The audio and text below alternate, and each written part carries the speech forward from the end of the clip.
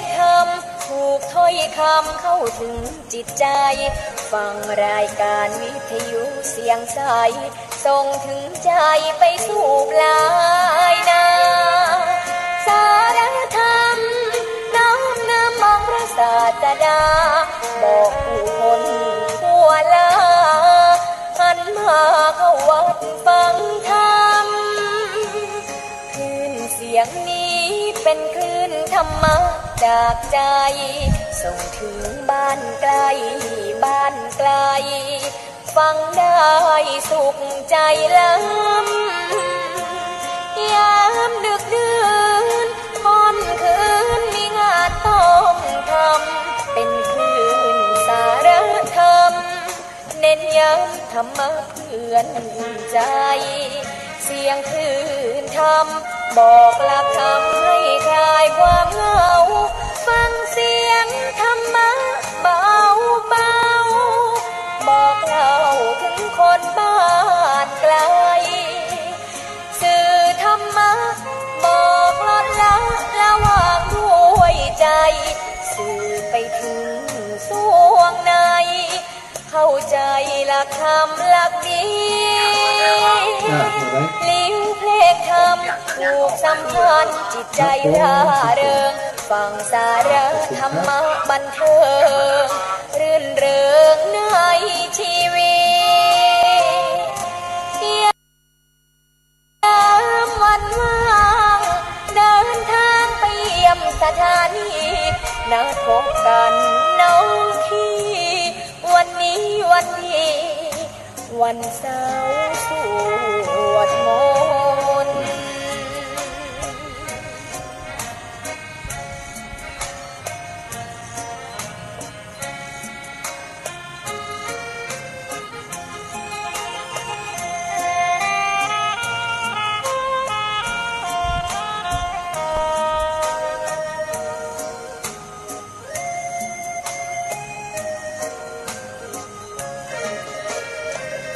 เสียงคลื่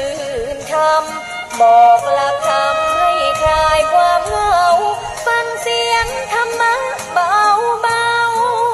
บอกเล่าถึงคนบ้านไกลสื่อธรรมะบอกลดละระหว่างด้วยใจสื่อไปถึงสวงในเข้าใจหลักธรรมหลักดีลิ้วเพลงธรรมถูกสัมพันธ์จิตใจร่าเริงฟังสาระธรรมะบันเทิงรื่นเริงในชีวิตยามวันว่างเดินทางไปเยี่ยมสถานีนัดพบกันน้องที่วันนี้วันดีวันเสาร์สวดมนต์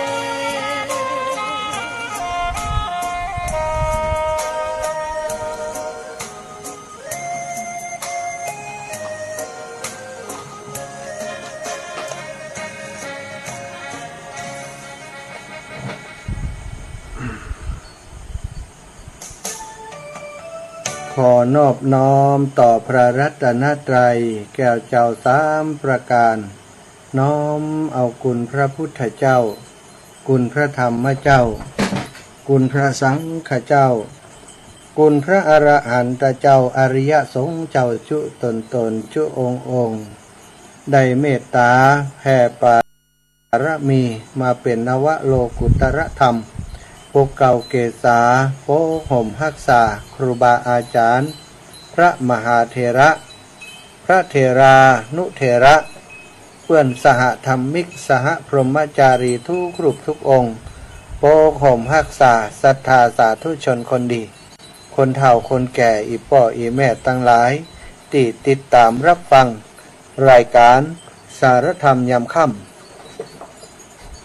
ตั้งสถานีวิทยุเครือข่ายคลื่นสีขาวเพื่อชาวประชาซึ่งออกอากาศจากวัดบุญญาวาสวิหารจากวัดปากตังเจริญอำเภอดอยหล่อจังหวัดเชียงใหม่โดยเมตตาปารมี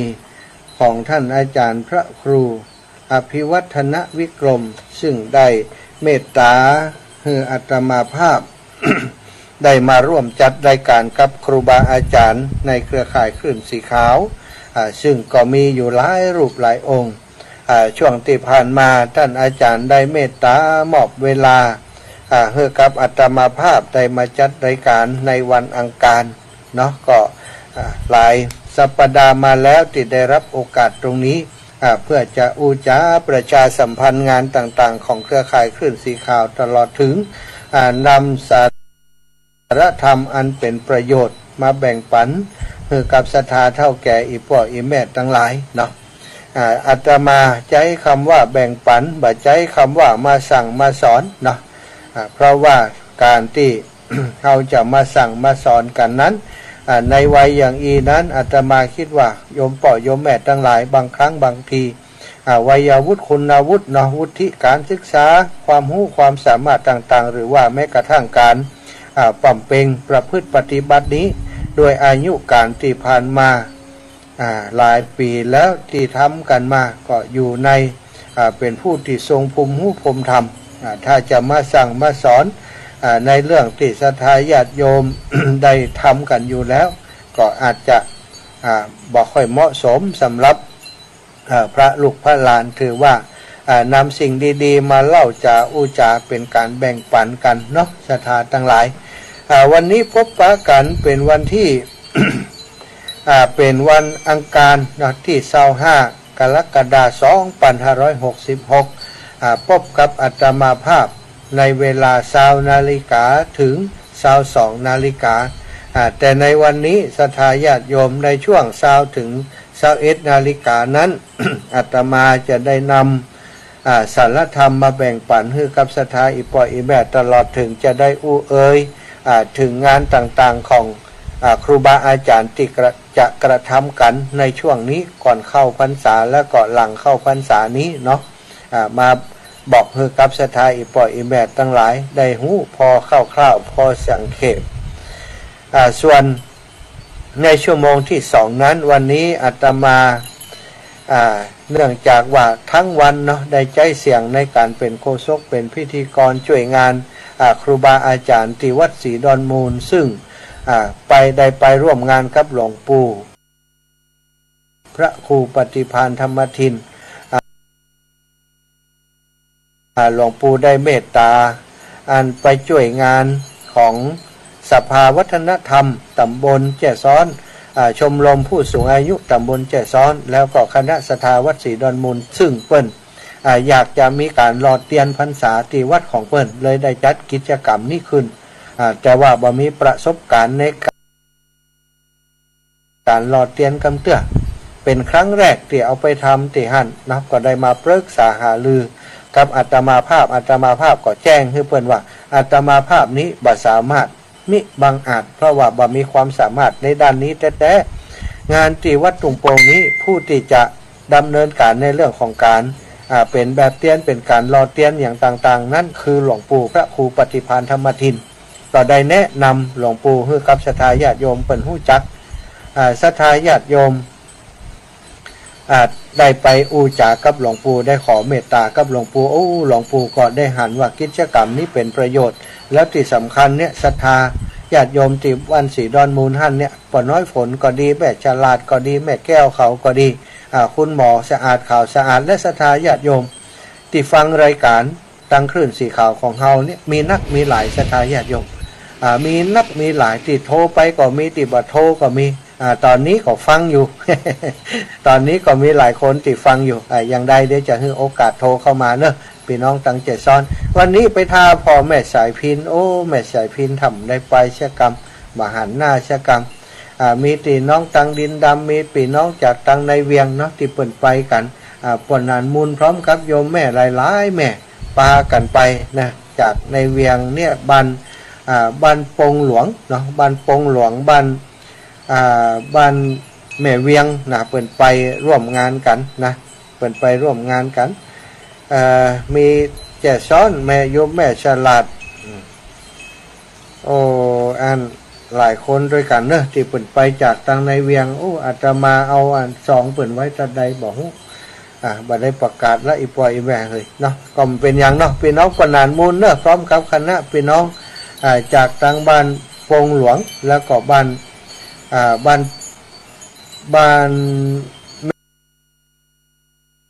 แม่เวียงวัดแม่เวียงอำเภอตำบลบ้านเอื้อมอำเภอเมืองจังหวัดลำปางถ้าอีปอยอีแม่ฟังอยู่เนอะก็เดียวก่อนสัก20:45 นาทีเดี๋ยวเกิดโทรมาจะเปิดโอกาสให้โทรเข้ามาเนาะพี่น้องตังแม่เวียงตังปงหลวงนี่อาตมาเพิ่งหู้จักดูสถาเพื่อนฟังรายการของหลวงปู่และก็ครูบาอาจารย์ขึ้นสีขาวเข้ามาเมินแล้วฟังจากสถานีวิทยุของคุณดารุณีว่าตีอันก็คาตีห้างชัดที่เปิ่นออกอากาศไปส่วนสถายะเปิ่นบ่ได้ฟังรายการจากตังอัน106.50 เมกะเฮิรตซ์ที่วิทยาลัยสงฆ์นครลำปางเปิ่นว่าสถานีของคุณดารุณีมันชัดกว่าของวัดบุญญาวาสนี่นะเปิ่นก็เลยฟังจากสถานีนั้นเลยบ่ค่อยหู้จักอาตมาแต่หู้จักหลวงปู่ดอยเป็นอย่างดีแต่นับแต่นี้ต่อไปถ้าอาตมาได้มีโอกาสเข้ามาพบปะกับอีปอยอีแม่ทุกวันอังคารที่ท่านอาจารย์เปิ่นเมตตามอบเวลามานั้นก็คงจะได้หู้จักกันนักขึ้นเนาะในที่ลำปางของเฮาในเวลานี้ 106.50 เปิ่นก็ออกอากาศในของครูบาอาจารย์รูปอื่นส่วนของคนลำปางถ้าจะฟังที่อาตมาและครูบาอาจารย์จัดเปิ่นก็จะฟังที่คลื่นของคุณดารุณีเนาะวันนี้ก็ต้องขอบคุณทุกสถานีนะสถานีวิทยุที่ออกอากาศลิงก์สัญญาณไปเนี่ยณเวลานี้ช่วงเวลา20 นาฬิกาถึง22 นาฬิกาเนี่ย28-29 สถานีซึ่งกุฏยาก็ฟังจากครูบาอาจารย์ตันพระครูอภิวัฒนวิกรมเปิ่นก็บอกสถานีได้พ่องสถานีได้พ่องที่ออกอากาศในช่วงนี้เนาะอาตมาภาพนี้บ่มีเอกสารอยู่เนอะสถาญาติโยมแต่อย่างใดก็ตามทุกสถานีเนาะที่เปิ่นออกอากาศอยู่ในช่วงนี้ถือว่าเป็นเปิ่นห้องว่าเศรษฐีใจบุญนายทุนใจดีหันประโยชน์ในการเผยแพร่พระพุทธศาสนาพระธรรมคำสั่งสอนของพระพุทธเจ้ามอบเวลายกเวลาในช่วงนี้ซึ่งเป็นเวลาที่ดีที่สุดนะในการออกอากาศในการโฆษณาประชาสัมพันธ์ต่างๆเนี่ยถ้าเปิ้นเอาไปทำในเรื่องของธุรกิจก็จะเป็นประโยชน์กับธุรกิจเปิ้นนักหนาแต่เปิ้นบ่ได้เอาไปทำสถานยกเวลา2 ชั่วโมงนี้คือกับครูบาอาจารย์มาจัดรายการธรรมะเอาส่งถึงบ้านถึงจองของอีปออีแม่นับว่าเปิ้นเป็นผู้ที่มีทัศนคติต่อที่ดีต่อการสร้างบุญสร้างกุศลการสร้างบุญสร้างกุศลมีหลายอย่างหลายประการสถานโดยเฉพาะการเผยแพร่คำสอนของพระพุทธเจ้าเฮาบ่สามารถคนเดียวเฮาได้เฮาบ่สามารถสอนคนเดียวเฮาได้เฮาเปิดโอกาสเปิดสร้างโอกาสให้กับครูบาอาจารย์ที่เปิ้นมีความรู้ความสามารถคือเปิ้นมาเทศน์มามาจานำสาระธรรมดีๆมาแบ่งปันทางสถานีของเฮาก็เท่ากับว่าตัวของเฮานั้นได้เป็นผู้เผยแพร่ด้วยตัวเองเหมือนกันได้บุญเหมือนกับที่ครูบาอาจารย์เปิ้นได้อันนี้ก็ต้องขออนุโมทนาบุญกับทุกสถานีเนอะที่ลิงก์สัญญาณเชื่อมสัญญาณทำให้ศรัทธาญาติโยมทั้งหลายเปิ้นได้ รับฟังธรรมะสารธรรมดีๆทุกค่ำทุกเจ้าถ้าบ่มีเศรษฐีใจบุญนายทุนใจดีเจ้าของสถานที่ทั้งหลายเนี่ยมอบเวลาให้ครูบาอาจารย์มาศรัทธาญาติโยมน้ำทำคำสั่งสอนที่อยู่ในหนังสือก็ดีที่ครูบาอาจารย์ได้ห้ำได้เฮียนมาก็ดีมันก็มีการเผยแพร่เหมือนกับเลี้ยงไก่ไว้แล้วบ่ขันความจริงไข่ขันกะแต่บอกหู้จะขันอย่างไรคือศรัทธาญาติโยมได้ยิน ขันอยู่ทีเดียวขันอยู่ทีเดียวมันก็ได้ฟังคนฟังก็มีบักกี่คนแต่บัดเดียวนี้ขันใช้เครื่องขันใช้ไม้ขันใช้คอมพิวเตอร์เปิดส่งไปตั้งสัญญาณก็สัญญาณลิงก์สัญญาณเชื่อมกันไปตึงเสาเก้าสถานีไปถึงบ้านถึงจ้องอีปออีแม่เจียงใหม่เจียงไฮ้พะเยาแปะน่านลำปางลำปูนหลายพื้นที่หลายปุ่นในห้วยในห้องในดอยในดงในดอยในห้วยในห้องฟังกันได้หมดย้อนอย่างสถานก็ย้อนว่าเฮามีเครือข่ายสถานีที่มีเศรษฐีใจบุญนายทุนใจดีทั้งหลายหันประโยชน์ตรงนี้น สถานีออกไปถ่ายทอดส่ง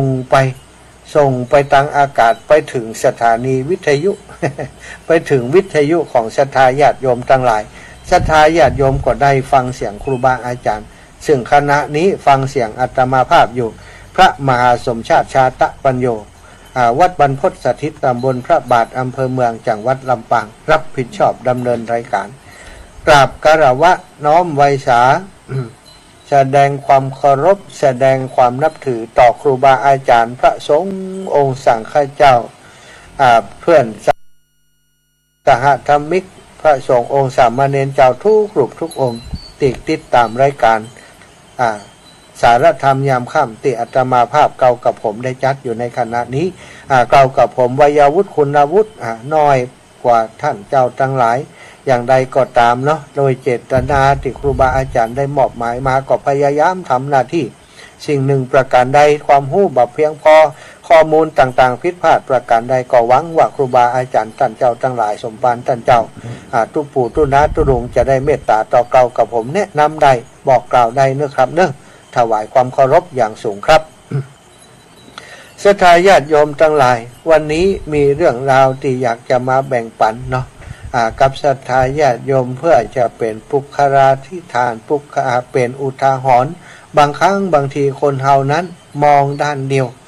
เปิ้นว่าเหรียญมีสองด้านแต่เฮาหันเหรียญนี้ถ้าเหรียญมันตกปื้นเนี่ยเฮาจะหันเพียงด้านเดียว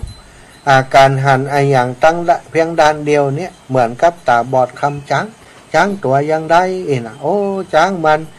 มีแขนยาวๆนุ่มๆแล้วก็บางคนไปคำไปปะใส่งาช้างมันตัวแข็งเลี่ยมไปปะใส่ขาก็ว่ามันยังต่อนสูงศรัทธาอันเนี้ยแต่ละคนตาบอดคำช้างบางครั้งบางทีนี่ถ้าเขาบอกมองคือรอบมองคือทั่วอาจจะไปโกรธไปเกลียดคนนั้นคนนี้ไปว่าไปกล่าวคนนั้นคนนี้ไปต่ำนิติเตียนคนนั้นคนนี้ว่าบาดีเป็นอย่างอันอย่างอีทำตัวแบบนี้บาดีบาเข้าท่าบางครั้งถ้าเขามองอยู่มุมเดียวเหรียญเดียวเนี่ยศรัทธามองอยู่หน้าเดียวเขาก็จะหันหน้าเดียวเขาจะต้องมีการมองหลายหน้าเสาะตั้งรอบด้านถึงจะได้เข้าใจแต่ละคนแม้กระทั่งตัวของเฮาเนี่ยต้องดูไปหลายๆมุมหลายๆด้านบางครั้งเรื่องนี้เฮายังบริบูรณ์บ่เต็มรอบก็ต้องสั่งสมปฏิบัติเนาะแล้วสิ่งสำคัญเนาะศรัทธาญาติโยมก็คือการหมั่นสังเกตสิ่งผิดปกติต่างๆในสังคมรอบตัวเฮาแล้วก็เอามาเป็นสิ่งเครื่องเตือนจิตสะกิดใจสอนใจของเฮามีเรื่องเล่าอยู่เรื่องหนึ่งมีชาวสวนคนหนึ่งอาศัยอยู่ท่ามกลางขุนเขาเป็นชาวสวนที่ขยันหมั่นเพียรศรัทธาญาติโยมปลูกพักไม้ใช้เครือไว้กินเองชอบเป็นคนที่ฮักธรรมชาติเป็นคนที่ชอบความวิเวกบ่ยุ่งเกี่ยวด้วยคนบ่ยุ่งเกี่ยวด้วยสังคมพยายามทำงานของตัวเองโดยกำลังแรงกายด้วยความสามารถของตัวเองชาวสวนคนนี้ทุกวันเนี่ยจะต้องเดินไปยังลำธารซึ่งที่อยู่ของเขาที่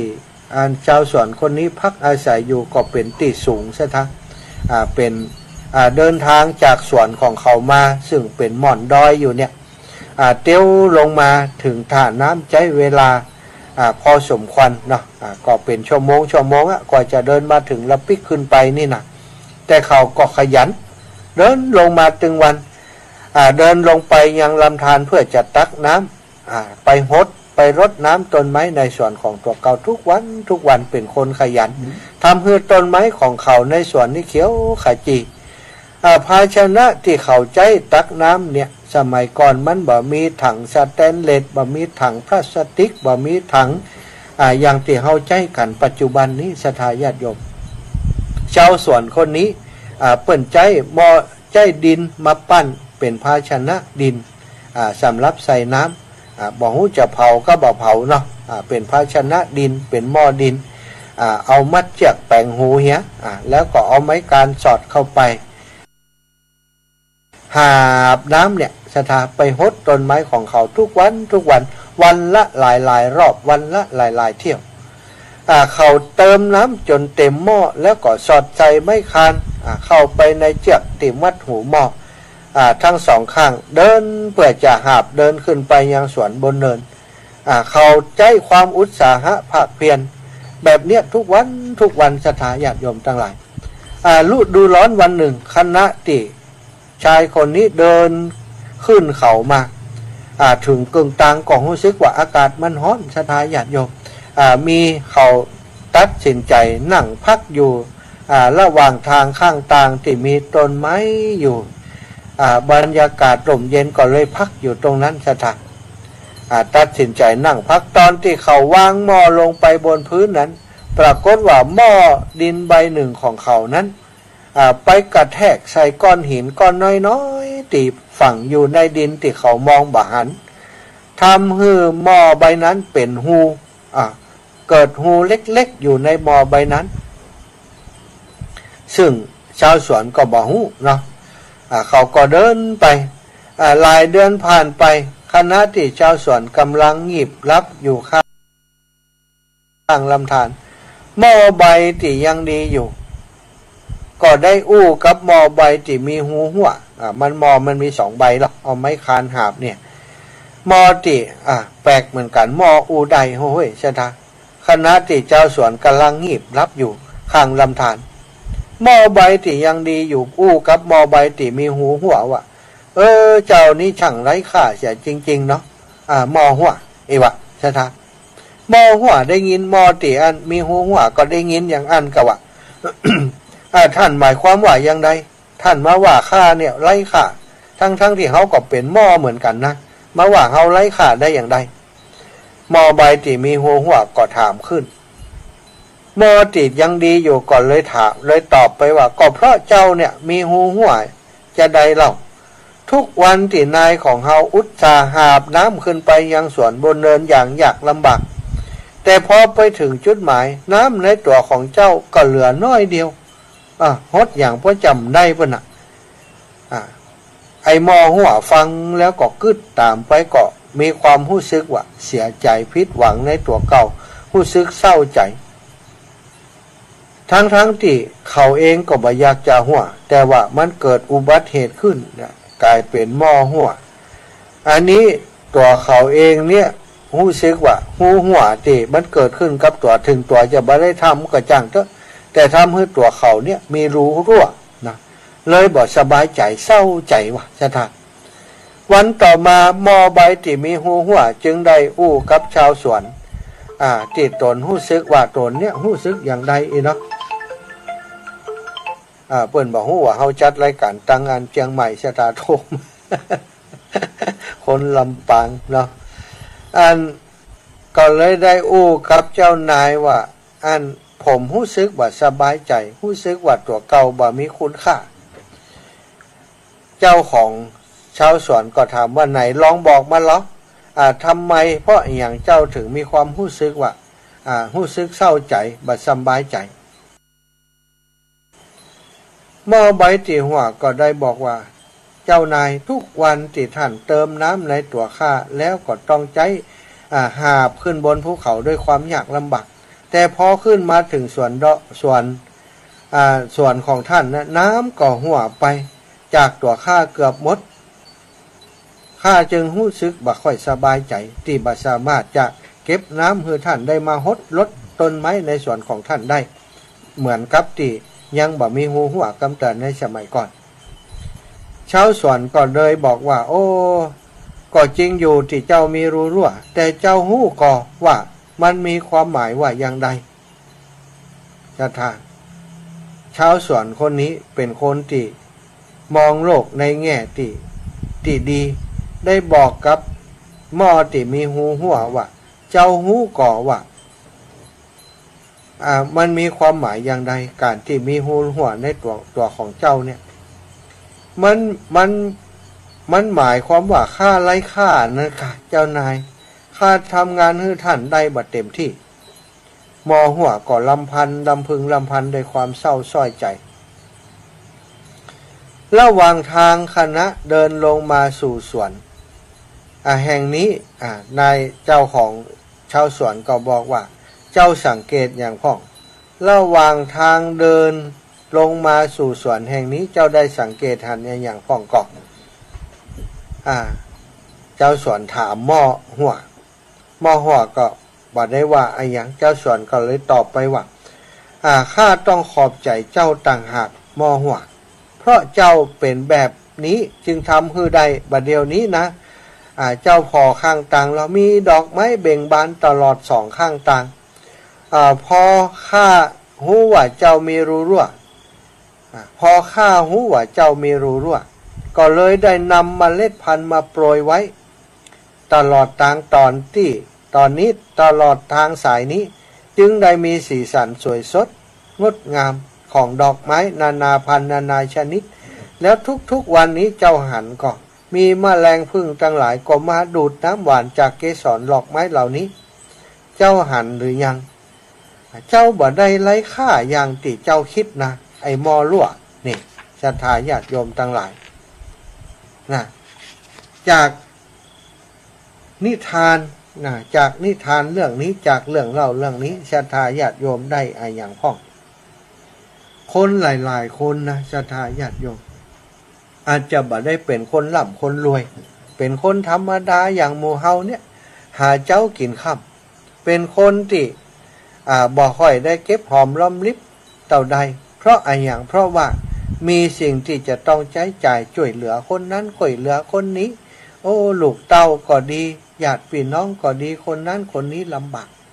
ก็ไปช่วยเหลือเปิ้นทำให้ทรัพย์สินของตัวเก่ามีหอยหัวมีหูหัวอยู่นักศรัทธาหลายคนก็อาจจะสมมุติว่าเป็นพี่น้องกันเนี่ยคนแหมคนก็อาจจะว่าโอ้คิงไปช่วยเขาอย่างล้ำเหลียคิงไปหอมเปิ้นอย่างล้ำเหลียตั้งจนป้อมมีเปิ้นอย่างช่วยเปิ้นมดเปิ้นนี่อย่างไปช่วยเปิ้นมดยังบ่พอหานี่หาบ่ฮื้อไผหรอกจะตั้งหามายากจะตายกว่าจะได้มาใจกำลังใจกระแหงกายไปยะมาได้มาโอ้ถ้าอย่างคิงนี่ก็เป็นคนทุกตลอดชาติกับไอ้เฮ้ยคิงพอไอ้คิงนี่ไอ้จะไอ้ได้เป็นคนหล่ำคนรวยถึงวันนี้เพราะไอ้ขี้จิ เพราะไอ้บ่ยอมให้มันหัวไปที่ไหนตั้งใดสักทีบ่ยอมให้มันมีหูหัวศรัทธาญาติโยมถามว่าดีก็ดีสำหรับเขาแต่ศรัทธาญาติโยมลองมองแหมมุมหนึ่งการที่บางครั้งบางทีเขาอาจจะมีหูหัวเขาอาจจะเก็บทรัพย์สินเงินคำไว้กับตัวได้บ่นักบ่ใจคนร่ำคนรวยอย่างเปิ้นแต่เฮาเป็นคนที่รวยน้ำใจมีการมีงานของพี่น้องเจ้าบ้านมีการมีงานของวัดว่าอารามต่างๆไปเจอคนเป็นที่เปิ้นลำบากยากจนเฮาก็คอยช่วยเหลือเปิ้นคอยช่วยเหลือเปิ้นบางคนสุมาเตศรัทธาญาติโยมคือช่วยเหลือคนอื่นบางครั้งบางทีนี่ตัวป้อมไม่กินก็ยังมีนะบางคนที่เปิ้นมีจิตอาสาเป็นที่มีจิตเสียสละนะไปปะคนที่เปิ้นลำบากกว่าตัวนี้ช่วยเหลือเปิ้นศรัทธาญาติโยมอันนี้เฮามองมุมหนึ่งก็อาจจะว่าคนนี้เป็นคนสุรุ่ยสุร่ายเป็นคนที่มีหูหัวในตัวแต่ถ้าเฮามองแหมมุมหนึ่งอย่างเจ้าสวนที่เปิ้นมองเนี่ยบางครั้งหูหัวที่เฮามีอยู่เนี่ยทำให้ชีวิตของเฮามีค่าไปที่ไหนก็งดงามไปที่ไหนก็มีคนเคารพนับถือไปที่ไหนก็มีคนอยากใกล้เหมือนกับแมลงผู้แมลงผึ้งมาตอมไตครับดอกไม้ตลอดเส้นทางคนหนึ่งหม้อใบหนึ่งบริบูรณ์บ่มีหูหัวเลยก็ใจสำหรับส่วนตัวได้ใจไปหดต้นไม้ตามที่เขาต้องการได้แต่หม้อใบที่หัวนั้นศรัทธาญาติโยมทำให้เกิดความงดงามตลอดเส้นทางทำให้คนทั้งหลายได้ชื่นชมกับความงดงามนั้นศรัทธาอีปอยอีแม่ทั้งหลายชีวิตในชาวพุทธของเฮาแบบแผนของการดำเนินชีวิตของชาวพุทธของเฮาพระพุทธองค์ได้แจกแจงไว้เป็นอย่างการทำงานหาทรัพย์สินเงินคำอุทานะสัมปทาอารักขาสัมปทานะอันนี้เป็นบอกว่าขยันในการหาทรัพย์ขยันในการจกจ่ายขยันในการหาทรัพย์แล้วก็เป็นคนที่รู้จักในการใช้จ่าย เป็นคนที่รู้จักในการใช้จ่ายอันนี้สำคัญ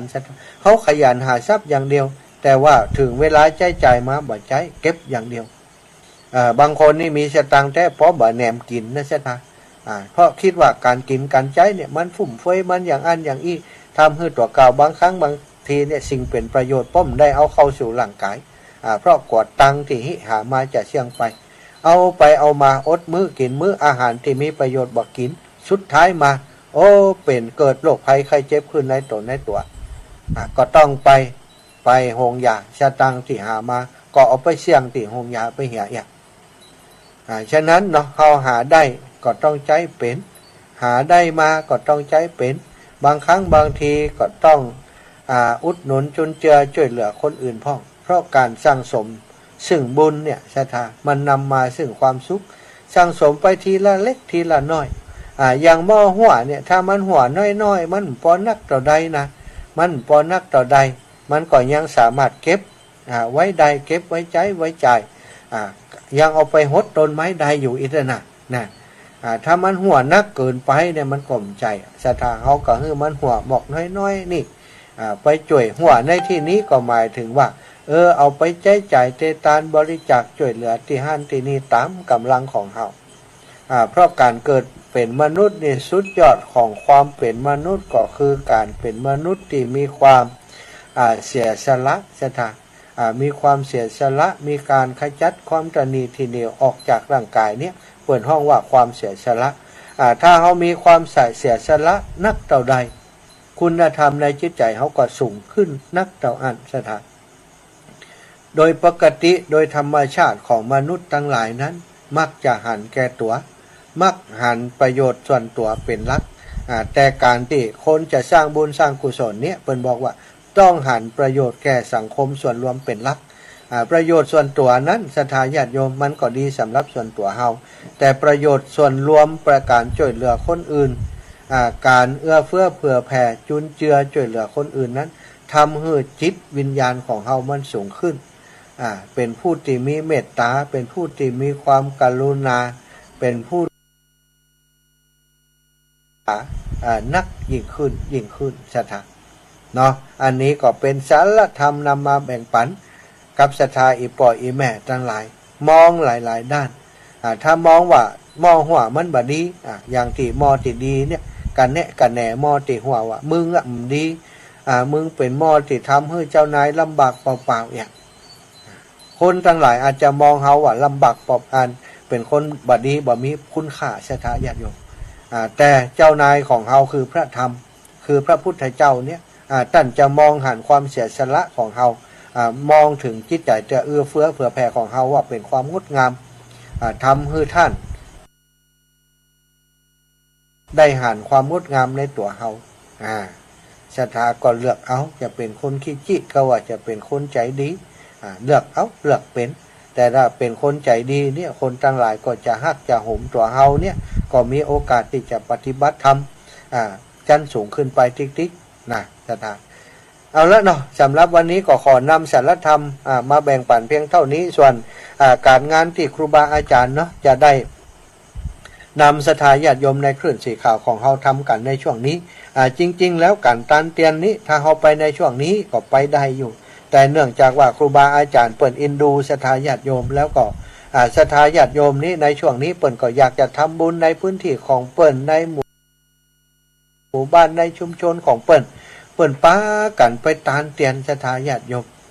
เก่าวัดเก่าวาบางคนว่าไปเก่าแท้ได้12 ไปปะใส่วัดที่ไหนก็อยากเข้าไปแห่มดศรัทธาญาติโยมก็ครูบาอาจารย์เปิ่นได้หันว่าแต่ละพื้นที่เปิ่นก็มีกิจกรรมของเปิ่นเลยสำหรับเครือข่ายคลื่นสีขาวก็ได้หารือกันแล้วว่ามีมติร่วมกันว่าในช่วงก่อนเข้าพรรษาเนี่ยเขาหมู่ตานเนี่ยอินดูศรัทธาญาติโยมเพราะเปิ่นไข่ไปห้านไข่ไปนี่ของเปิ่นพ่องคือไปในนามกลุ่มในนามเครือข่ายของเปิ่นในนามส่วนตัวของเปิ่นส่วนในนามเครือข่ายคลื่นสีขาวนี้เขาจะเข้าพรรษาแล้วสักอาทิตย์2อาทิตย์ก่อนทำซึ่งในคณะนี้ก็ประมาณ2อาทิตย์2ศีลก็ไปตกอยู่วันที่13สิงหาเนาะก็ได้นัดหมายกันว่า จะนำเตียนพรรษาที่เขาป้ากันไปหลอมไปหล่อที่วัดทุ่งโป่งนั้นไปทอดถวายที่วัดพระบาทอุดมน้ำบ่อสว่าง9 เล่มแล้วก็จะมีแหมเล่มหนึ่งพิเศษนะจะได้ไปแวะที่บ้านของบ้านห้วยงูในวัดห้วยงูในซึ่งเป็นวัดที่ศรัทธาญาติโยมห้วยงูในเนี่ยก็เป็นญาติโยมในเครือข่ายคลื่นสีขาวมีงานของครูบาอาจารย์ในเครือข่ายคลื่นสีขาวเปิดได้ไปช่วยเหลือเตือเติมอยู่ตลอดครูบาอาจารย์ก็ได้ขึ้นว่าโอ้ถ้าเราได้ไปร่วมบุญครับเปิ่นที่วัดบ้านเปิ่นจะได้ภาคภูมิใจว่าโอ้ครูบาอาจารย์บ่ได้ละทิ้งบ่ได้ทอดทิ้งเปิ่นนี่เนาะจริงๆแล้วเปิ่นก็บ่ได้ขออย่างศรัทธาญาติโยมแต่ครูบาอาจารย์หันจากันแล้วหันควันว่าจะได้ไปแอวบ้านวัดห้วยงูในที่เป็นวัดของศรัทธาญาติโยมที่เปิ่นอุปถัมภ์ค้ำชูดูแลกิจการงานในเครือข่ายคลื่นสีขาวเฮาเป็นอย่างดีกับครูบาอาจารย์ทุกกลุ่มทุกองค์ที่ผ่านมาซึ่งวันพรุ่งนี้เนาะอาตมาภาพได้รับเมตตาจากครูบาอาจารย์ท่านพระครูอภิวัฒนวิกรมเพื่อเดินทางติดตามไปตุ้ยไปแอวไปเมืองฝางเพื่อจะไปดูสถานที่ที่จะตานเตียนไปวางแผนไปกราบถวายรายงานต่อท่านหลวงพ่อท่านพระครูสุจิตานุรักษ์หลวงพ่อใหญ่เจ้าคณะอำเภอฝางซึ่งจะได้ไปปรึกษาหารือกับหลวงพ่อในเรื่องเวลาในเรื่องของอย่างต่างๆที่จะเพื่อให้มันเกิดความเรียบร้อยบัดใจว่าโอ้ในวันงานก่อยไปอู้กันนี่มันตันละสถานไปอู้กันก่อนความจริงครูบาอาจารย์ท่านพระครูอภิวัตรก็ตึ้งระหว่างเลยสักวันนี้ก็ไปประชุม 2-3 งานมีงาน 2-3 งานวันพรุ่งนี้ก็จะเดินทางไปฝั่งด้วยกันกับอาตมาเนี่ยไปรถท่านอาจารย์ออกตั้งแต่ตี 5ศรัทธาญาติโยมเพื่อจะไปถึงปุ้นเจ้าแล้วก็เซตภารกิจแล้วก็จะได้กลับมามีภาระหน้าที่ตั้งเชียงใหม่แห่งหลายอย่างก็ใช้เวลาเดินทาง 2-3 ชั่วโมงก็จะถึงฝั่งนะเนาะแล้วก็สำหรับวันที่13ศรัทธาญาติโยมทั้งหลายก็เตรียมตัวกันเนอะเตรียมตัวกันพี่น้องลำปางที่ฟังรายการกันอยู่ก็เริ่มจับกลุ่มกันได้ละเนาะมีรถกี่กันคราวก่อนตอนที่เสร็จจากงานวัดทุ่งโป่งนั้นก็มีศรัทธาญาติโยมโทรมาหาอาตมาหลายคนท่านอาจารย์อีแม่โชคดีแล้ววันเดียวนี้นะอีวะ มีค่ารถที่จะไปเมืองฝางแล้วอีโลก็ดีใจตัวเนอะเป็นโชคดีก็จะไปลืมนะอยากจะให้ศรัทธาญาติโยมไปกันนักหลายๆพี่น้องลำปางเฮาเนาะเฮาจะไป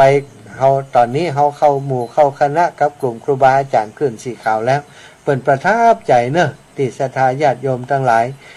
ได้คือการต้อนรับครูบาอาจารย์ที่เปิ้นไปร่วมรอเตียนที่วัดทุ่งโป่งเมื่อวันที่15กรกฎาคมที่ผ่านมาอันนี้เขาก็วัดใจกันแฮมกำวันที่13สิงหา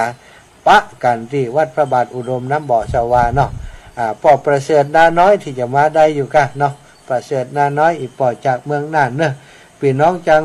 เจียงไฮ้เจียงแสนเจียงคำเจียงของพะเยาตังละปูนตังเชียงใหม่หลายพื้นที่หลายอำเภอเขาจะไปพบปะกันที่วัดพระบาทอุดมน้ำบ่อสวาเนอะในวันที่13สิงหาคมศรัทธาญาติโยมทั้งหลายวันนี้เนาะอาตมาใจเสียงมานักนะศรัทธาญาติโยมเพราะฉะนั้นในชั่วโมงที่2นี้ชั่วโมงที่ต่อไปที่จะถึงนั้นอาตมาได้ประสานงานกับครูบาอาจารย์ท่านหนึ่งเนอะอันที่จะเข้ารายการต่อจากอาตมาเนี่ยโดยใช้ลิงก์ของอาตมาเนี่ยเนาะเพื่อในการออกอากาศนะซึ่งจะเป็นการโทรไลน์ไปหาเปิ้นแล้วก็เปิ้นตั้งไลน์ผ่านมาที่อาตมาซึ่งในชั่วโมงที่2นี้อาตมาขออนุญาตกับศรัทธาญาติโยมทั้งหลายเนอะเบอร์ของอาตมา0808844173นั่นศรัทธาญาติโยมทั้งหลายบ่ต้องโทรเข้ามาเนอะชั่วโมงที่2นี้จะเป็นของท่านอาจารย์เสน่ห์การหลงเดี๋ยวจะเอาเบอร์ของท่านอาจารย์เสน่ห์การหลงที่จะให้เปิ้นโทรเข้ามาเบอร์ที่จะให้เปิ้นโทรเข้ามานั่นบอกกับศรัทธาญาติโยมเหี่ยก่อนเปิ้นโทรเข้ามาเนาะในรายการบอกเปิ้นกรรม แต่จะได้บอกประเดี๋ยวนี้มันมีอยู่2เบอร์นี่ของท่านอาจารย์เสน่ห์กาหลงกำลังถามเพื่อนอยู่ว่าเพื่อนจะให้โทรเบอร์ใดเนาะก็เดียวในชั่วโมงที่2เนี่ยศรัทธาจะได้พบปะกับเพื่อนอาตมาอยากจะให้ศรัทธาญาติโยมอีปอยอีแม่ในเครือข่ายของเฮาเนี่ยได้ฟังจากท่านอาจารย์เสน่ห์กาหลงซึ่งเพื่อนเป็นนักจัดรายการอยู่หลายสถานีเหมือนกันนะเป็นนักเทศน์ที่ดังของในภาคเหนือของเฮาเนาะแล้วก็ญาติโยมอาตมาได้ให้เพื่อนได้ออกอากาศมาที่นี่เอาได้แล้วเนาะศรัทธาญาติโยมเบอร์ที่จะโทรหาท่านอาจารย์เสน่ห์กาหลงเนอะเบอร์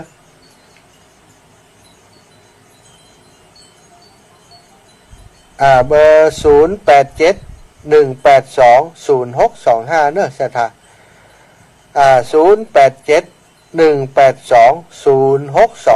0871820625อันนี้จะเป็นเบอร์โทรที่เดี๋ยวชั่วโมงหลังก่อนนะชั่วโมงนี้ก็ต้องกวนเพิ่นจ้ะเดี๋ยวเพิ่นจะเพิ่นจะเข้ารายการอยู่13 สิงหาครับอาจารย์13 สิงหาครับที่จะไปอันตาลเตียนครับอาจารย์เสน่ห์กาหลงเพิ่นถามมาในนี่นะ13 สิงหาจะไปตาลเตียนแม่นก็ครับอีนะเบอร์โทรของท่านอาจารย์เสน่ห์กาหลงเพิ่นจะเข้าในชั่วโมงที่2ต่อจากอาตมานี่เนอะศรัทธาญาติโยมเบอร์โทรของเพิ่นจดไว้เลย0871820625บอกแหมรอบจ้า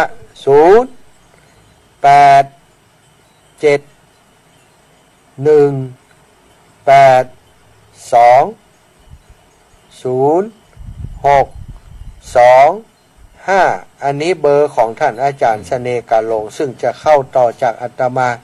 ในชั่วโมงที่2เพิ่นจะเป็นกำเข้ากำเครือเข้าเจี้ยข่าวทำกำเมืองมาแบ่งปันกับศรัทธาญาติโยมซึ่งกุเตือนั้นเปิ่นจังบอกเลี้ยวไปหน่อยแล้วก็ศรัทธาญาติโยมจดบัตรตันเนาะเลยบอกค่อยมีไผได้โทรหาเปิ่นวันนี้ถ้าไผอยากจะโทรหาท่านอาจารย์เสน่ห์กาหลงจดเบอร์นี้ไว้เนาะบอกคือแหมรอบ1 ส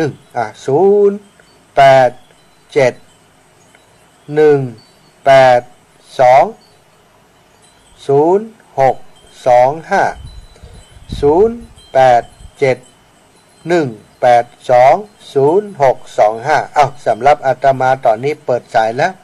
0808844173เนอะ0808844173ศรัทธาอีปออีแม่พร้อมแล้วโทรมาได้เลย0808844173พระมหาสมชาติชาตปัญโย0808844173มาแล้วสายแรกเจริญพรโยมแม่สีทอนเจ้าแม็กเมมไว้นี่เรียบร้อยไปกดเลยของตู้นี่กดได้เลยแต่ของเสน่ห์กาหลงเดี๋ยวถ้าเปิ่นเข้ามาถ้าเปิ้งใจอยากจะโทรหาเปิ่นก็โทรหาเปิ่นได้เนอะจดแล้วยังเจ้าจำไว้นะถ้าเปิ้นบอกเขาก็น่าจะจำอยู่โอ้หลายลูกจำก็มีปากกาอย่างนี้สักอย่างมีในห้องนอนไปแล้วโอ้อันกำเป็นยังไม่ได้โทรละวันนี้โทรแน่08บัจจัย0871820625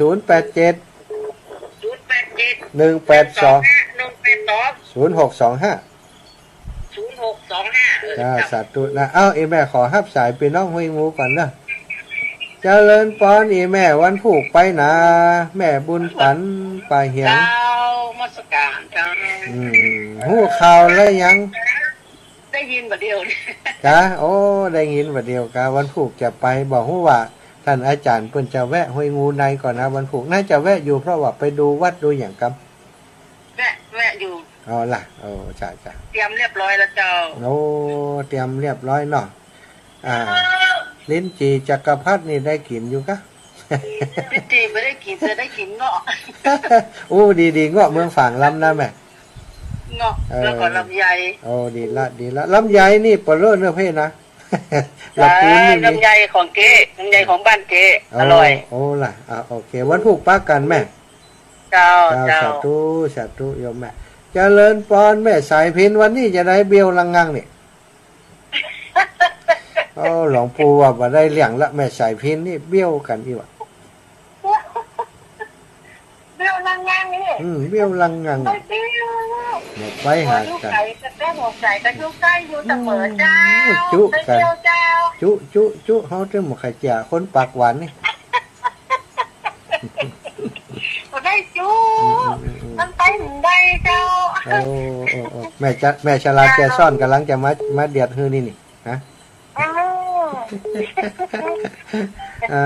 ขอบคุณอีแม่นะเดี๋ยวฟังท่านชเนกาหลวงตอนเนอะแม่เนอะ เจ้าขอบคุณเลยเจ้าขอบ สา คุ ธุ ณเจ้า สาธุสาโอ้แม่สายพินเจริญปอนแม่ฉลาดโอ้วันนี้ม่วนใจเนาะ หวั่นใจวันนี้ใจดีใจร้อนเนอะ เอาดีกะก็ถวายพระอาจารย์ตัวเอง เอาเนาะขอบคุณอีแม่ดูโอ้กัมมีอีแม่น้ำมันลดมดหนตางแน่วันนี้นะ จ่ายน้ำมันลดได้สตังค์อีแม่มาจ่ายกันน้ำมันลดดูโอ้ขอบคุณเนอะ ดีเจ้า เจ้าเนาะขอบคุณเนอะการต้อนรับครับสู่ดูแล สาธุเจ้า สาธุแม่ฉลาดเนอะแม่ยายพร ประกาศเจ้า อันนี้โทรติดดีแต่นะแม่ยายพรนี่เจริญปอนสบายดีเนาะ โอ้ยังแบบยังแฟนเชื่อ โอ้เป็นอย่างน่าเจ็บหลังนั่นนะไปลกยาแหมสักหลอกเอาขอบกแช่ยาแหมสักหลอกอ่ะเดี๋ยวก็หายอ่ะ จะรับฮัทเดียวนี่ โอ้กำลังฮัดเดียวกับสาธุอันขอบคุณอีแมนเดอร์จะฮับสายไปน้องพะเยาก่อนปั่นกันพะเยาแม่แสงทอง ไอ้จ่าเจ้าบ้านต่างจะบุญเสียงมือดอกคำไตเนี่ยแม่ถึงทองเจ้า โอ้แม่แสงทองคนงามมาสาธุ วันที่30นี่จะไปทำบุญเก้าวัดยังใหม่เจ้าจังหวัดเชียงใหม่ มาหาจิมกะ30มา ไปเจอจุดเจ้าบ้านเนี่ยเจ้า มาเรามุนราทิพย์จิมเนอะบัดได้เตียนสักเดือนน้ำเตียน จะไปวันที่30เจ้า สาธุ เนี่ย โอ้ขอบคุณอีแม่เนอะ ไปเจ๊ไก่หลายเจ้า โอ้ดีขอให้เดินทางปลอดภัยได้บุญหลายๆเนอะ เจ้าไปจ่าเจ้า จะไปตาวังผากำก่อนอีปอบเบาวิทยุก่อนปอบเบาวิทยุก่อนปิดเลยถ้าวังผาเจริญปอนอีปอบอู้ได้เลยปะกันก็เมืองฝัง มีบ้านครับผม นั่นกะเมืองฝังไงจะมาก็มา13 สิงหานี่ ไปอยู่ได้ก็ครับมือไก่ มากาวัดใจนะนี่นะวัดใจกันตาแต่ตู้เมืองน่านนี่ฝนตกดีอยู่ก้า โอ้หมดทุกก็บุญ โอ้อีปอสบายดีเนาะ ครับ สบายดีฟังกันไปเนอะปอนเนอะ ครับสบายดีครับ สบายดีอีปอวันลำตุ๊ดอะแต่ตู้ขอบคุณปอนนะจะฮับสายครูบาอาจารย์ก่อนเนอะ ครับผม สาธุหลวงพ่อกิจเนอะหลวงตากิจจ้าหลวงตากิจพุทธอุทยานเชียงใหม่เชียงดาวครับ เชียงดาวเนาะวันพรุ่งนี้จะผ่านเชียงดาวเนอะพ่อ ว่าเข้ามาก็ไม่ได้เหรอ เพราะมันอาจคือคนขับรถบางทีมันเขาต้องรีบเร่งเนาะพ่อเนาะ มุกเดียวเลย จ้า อ๋อเดี๋ยวเราโชคดีครับ สาธุขอบคุณท่านหลวงตากิจเป็นอย่างสูงเจริญปอนแม่อุ้ยอินแม่สาบเสมิงวันตาว่ามันโทรแล้วจะยินเสียงแล้วอดได้เลยนี่วันหลังถ้าหารจื่อนี้ก็จะบ่ฮับอ่ะเปิ้นบ่ใครโทรแจ้ก็ ท่านมาหาก็อ๋อสามารถสมองพนักโทรมานะเช่นกันครับ อย่าตู้ขอบคุณอีแม่นะเอาได้ยินเสียงกับปอนละ สักวันน่ะแน่เนาะ สาธุ เพราะ สา ว่า ธุ อ่านสักวันกัน ตึงหันมาใจเย็นเย็น เจ้าคนไปเมืองฝ่ายเนี่ยนะ เจ้าแม่ชอบ คนทำมดปัญญาแล้วก็จังยังไงล่ะ เจ้า ให้ใช้ผ้าเหลืองไปแล้ว เจ้าสาธุ แต่เจ้า อ้าวแถมเบอร์16204เอานี้เบอร์ใหม่จ้ะ0808844173เนอะ วิไลพรหมโลก โอ้แม่วิไลพรหมโลกรุ่นน่ะอยู่พะเยานู่นน่ะ พะเยาเจ้า โอ้แม่วิไลพรหมโลกเนาะ เจ้า ไปแอลด้วยกันเนอะแม่วิไลเนอะ แม่ไปไม่ได้หรอกแม่เป็น โอ้เสียดายเซนซิทีฟในสมอง โอ้ดีละเอาไม่ใช่ดีแล้วไม่เป็นไรไม่ได้ไปไม่เป็นไรแม่ เจ้า เนาะฟังอยู่ที่บ้านก็ได้แม่วันนั้นก็น่าจะมีถ่ายทอดอยู่เนอะ แม่อนุโมทนาด้วยเด้อ สาธุแม่บุญรักษาแม่เนอะ เจ้าแม่เป็นกำลังใจนะ สาธุขอบคุณโยมแม่มากๆเลยสาธุจ้ะอ่ะเจริญปอน เจ้าไว้สาเจ้า อันนี้จื่ออย่างนี้เขาพิมพ์ ตัวใหม่เนอะ ฮะ เบอร์อุ้ยสาวคุ้มตะวันเจ้า โอ้อุ้ยสาวคุ้มตะวันกะเขาอันพอนี่อัน แม่เขาเสื้อฟังหันทุกวันนะฟังทุกตนทุกองค์แต่แม่เขา วันนี้ได้โทรแล้วเนาะบ้านไหน เขากำมาเขามาดูด้วยนักเกี่ยวละ เจ้าอีแม่อยู่บ้านไหน แม่อยู่บ้านมึงวะลวงเหลือด้วยสักเจ็ดนี่ เมืองว่า ลวงเหลือด้วยสักเจ็ดนี่ สะเก็ตเนาะ จมูกลวงเหลือ ล้วงเหนือล้วงเหนือเจ้า โทร แม่ หาที่ลุงยองน่ะจ้ะ เจ้าเอาจ้าขอบคุณอีแม่เนอะแม่จ๋าเขาจะเยี่ยวมึงฟังมึงกันน่ะ ไป เนี่ยไปใครไหวแล้วเดี๋ยวแข้งขามันก็ดิ้ง เจ้าขออนุญาตรับสายพี่น้องงานลำปางแหมสายหนึ่งแม่คำนวณดินดำ เจ้าสาธุเจ้าหันกันนานไปเขาตักนะจะกันเนาะ เปิ่นขึ้นไข่ตักคนลำปางวันกับวันนี้นะ หวนกะ วันนาเอาไปเนี่ยดินดำของกะเจ้า เนาะ นานอ่ะ เจ้า หน้าไปเนี่ยอันอยู่อย่าจ้ะ ปีหน้านี่ก็บอกฮู้นะเปิ่นจะพร้อมบ่พร้อมฮู้ถ้าพร้อมก็ทำเนาะเจ้าสัตว์ตู้แม่ เดียวนี่ อยู่อันวัดเหล่ามณฑาทิพย์เพชรละเดินทางขนาดนะจ้าสัตว์ตู้เอแม่สายสุดท้ายเนอะไม่สามารถสลับฟังก์ชันได้ก็แม่ก็เลยได้แล้วเจ้าสักเจนดีนะเจ้าขอบคุณอีแม่สายยังมีบุญอยู่ได้สายสุดท้ายพอดีเนาะจ้าบุญท่าสาแม่เนอะ กำลังใจเนอะ เจ้าอยู่ดีมีสุขโยมแม่สาธุเจ้าพระวิชาเจ้าสาธุเจริญปอนเนอะญาติโยมทั้งหลายแม่น้อยอุตุดีบันไห้นาน้อยโยมแม่เจ้าแม่ฟังอยู่เนอะเจ้าขอบคุณนะแม่ไปแม่ไปที่วัดมนต์น้ำวัดมาเดี๋ยวนี้เจ้าไปวัดเจ้าท่านพ่อครูบ้านไหนน้อยตัวไปครับอย่างก็ตอนนั้นตัวอย่างวัดน้อยดีเด่นเจ้าที่เด็ก3 ลำโลดเจ้าดีไปแล้วก็ว่ากลับแล้วกำลังไปเจ้าไป2 ทุ่มเนี่ยเจ้าครูบาอาจารย์เดินทางปลอดภัยเนอะเอาละเวลาหมดเวลาแล้วแม่เนอะญาติโยมทั้งหลายที่โทรมาในช่วงนี้เนอะอาตมาขออนุญาตว่าจะไปพังโทรเตี้ยนะขอมดแค่สายนี้พอก่อนนะกันเดี๋ยวอาตมาจะใจเบอร์นี้ในการที่ออกอากาศให้กับท่านอาจารย์เสน่ห์การลงเนาะสำหรับอาตมาภาพนะก็ขอให้ปันใจให้ศรัทธาญาติโยมได้อยู่ดีมีสุขเนอะอายุมันขวัญยืน ฟังเพลงขั้นได้การสักเพลงก่อนเนาะ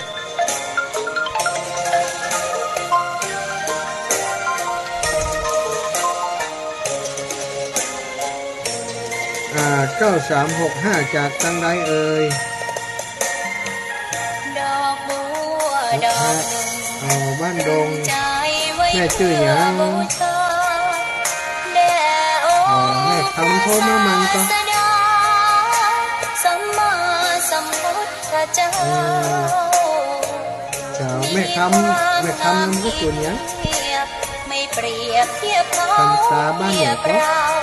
ใครมองไม่งามช่างเขาแต่เจ้าใกล้ๆกันนี่เดี๋ยวเขาอยู่ที่อันดอยหล่อเนี่ยตรงทางก็อินเนี่ยนี่ครับเจ้าวันนี้นอนนี่เจ้าเนี่ยขอบคุณอีแมนเนอร์เจ้าขอบคุณนักอีแมนขออนุญาตทับสายแห่งสายเนอร์จะเริ่มก้อน1593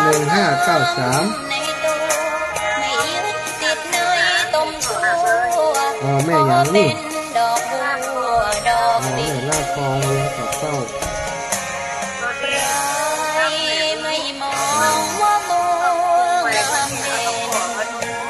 นี่เบอร์อีกก่อนเนาะ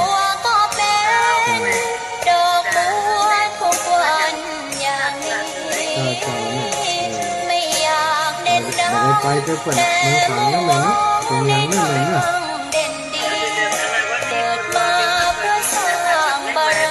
เขาจ่วยงานหลวงปู่ตีเทศกับวัดเจซ่อนถือร้อนมูลขนาดนะครับปันกันเพราะว่าทั้งเพศปุ่นก็ขอไว้เนาะทั้งปุ่นมีครูบาอาจารย์หลายสมหลายองค์อยู่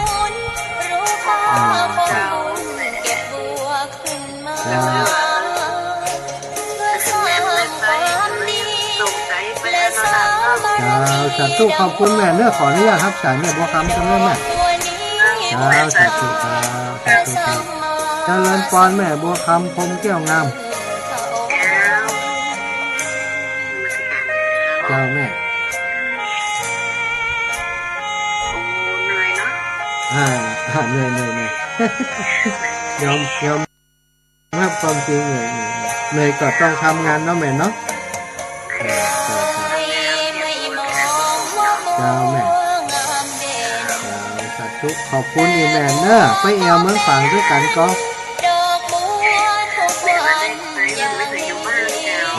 เป็นยัง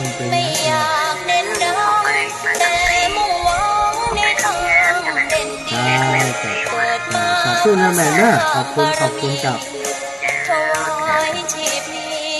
จะเริ่มปอนแม่อัมพรบุญหมื่นเจ้าแม่เจ้า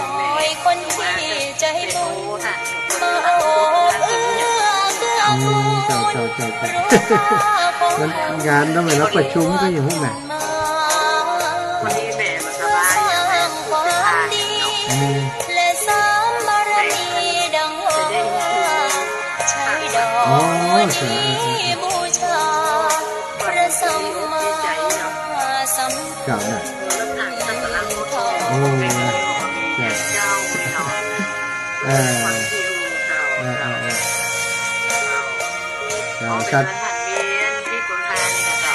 แม่สาธุนะแม่เนอะเดี๋ยวอาจารย์ให้ท่านอาจารย์เสนอการเข้ารายการก่อน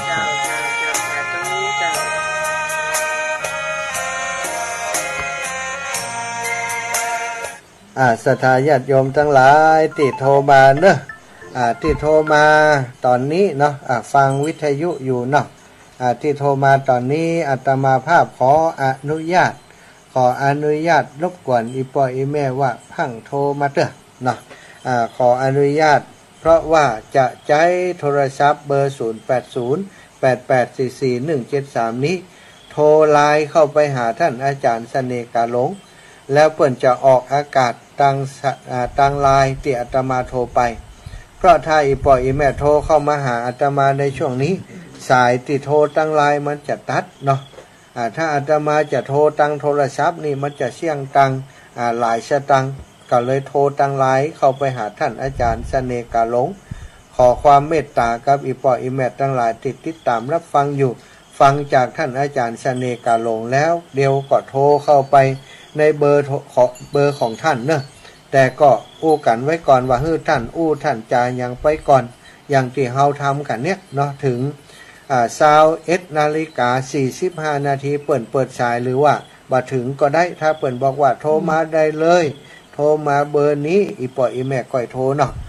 เบอร์โทรของอาตมาตอนนี้งดการโทรเนาะอีปออีแม่จะไปโทรเข้ามาเตื้อตอนนี้นะที่ฟังรายการอยู่บ่ต้องโทรเข้ามาหาอาตมาแล้วเพราะอาตมาจะใช้เบอร์โทรศัพท์080อีแม่มฟังก้านี่จะว่านี่กำลังแสดงว่าอีแม่บ่ได้ฟังตังอันนั้นกะตังวิทยุกะอีแม่ตอนนี้จะใช้โทรศัพท์เครื่องนี้รับสายท่านอาจารย์เสน่ห์กาหลงเด้อเจ้าเนาะอีแม่ล็อกเจ้าสาธุเนอสาธุเจ้าเปิ่นทานตอนโทรเปิ่นได้ฟังวิทยุด้วยเอาละศรัทธาอาตมาจะต่อสายให้ท่านอาจารย์เสน่ห์กาหลงได้นำสารธรรมมาแบ่งปันให้กับศรัทธาญาติโยมณบัดนี้นะ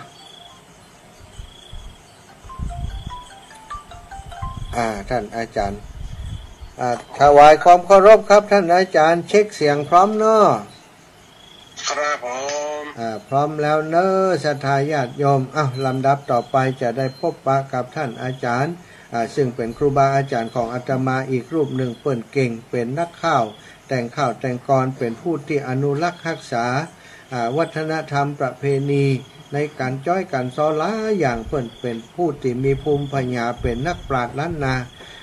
ที่เก่งคนหนึ่งในคณะสงฆ์จังหวัดลำปางของเฮาเนาะได้รับความเชื่อถือคือไปเตะในงานต่างๆมากมายแล้วก็ที่ชำนาญเชี่ยวชาญเป็นพิเศษก็คือเรื่องเข้าทำกำเมืองนี้วันนี้ก็คงท่านอาจารย์คงจะนำมาแบ่งปันกับศรัทธาญาติโยมในชั่วโมงที่2นี้ตั้งแต่21 นาฬิกาถึง22 นาฬิกาเนอะศรัทธาญาติโยมทั้งหลายถวายความเคารพถวายเวลาให้ท่านอาจารย์ครับครับกราบขอบพระคุณพระอาจารย์มหาชาตินะครับเนาะพร้อมด้วย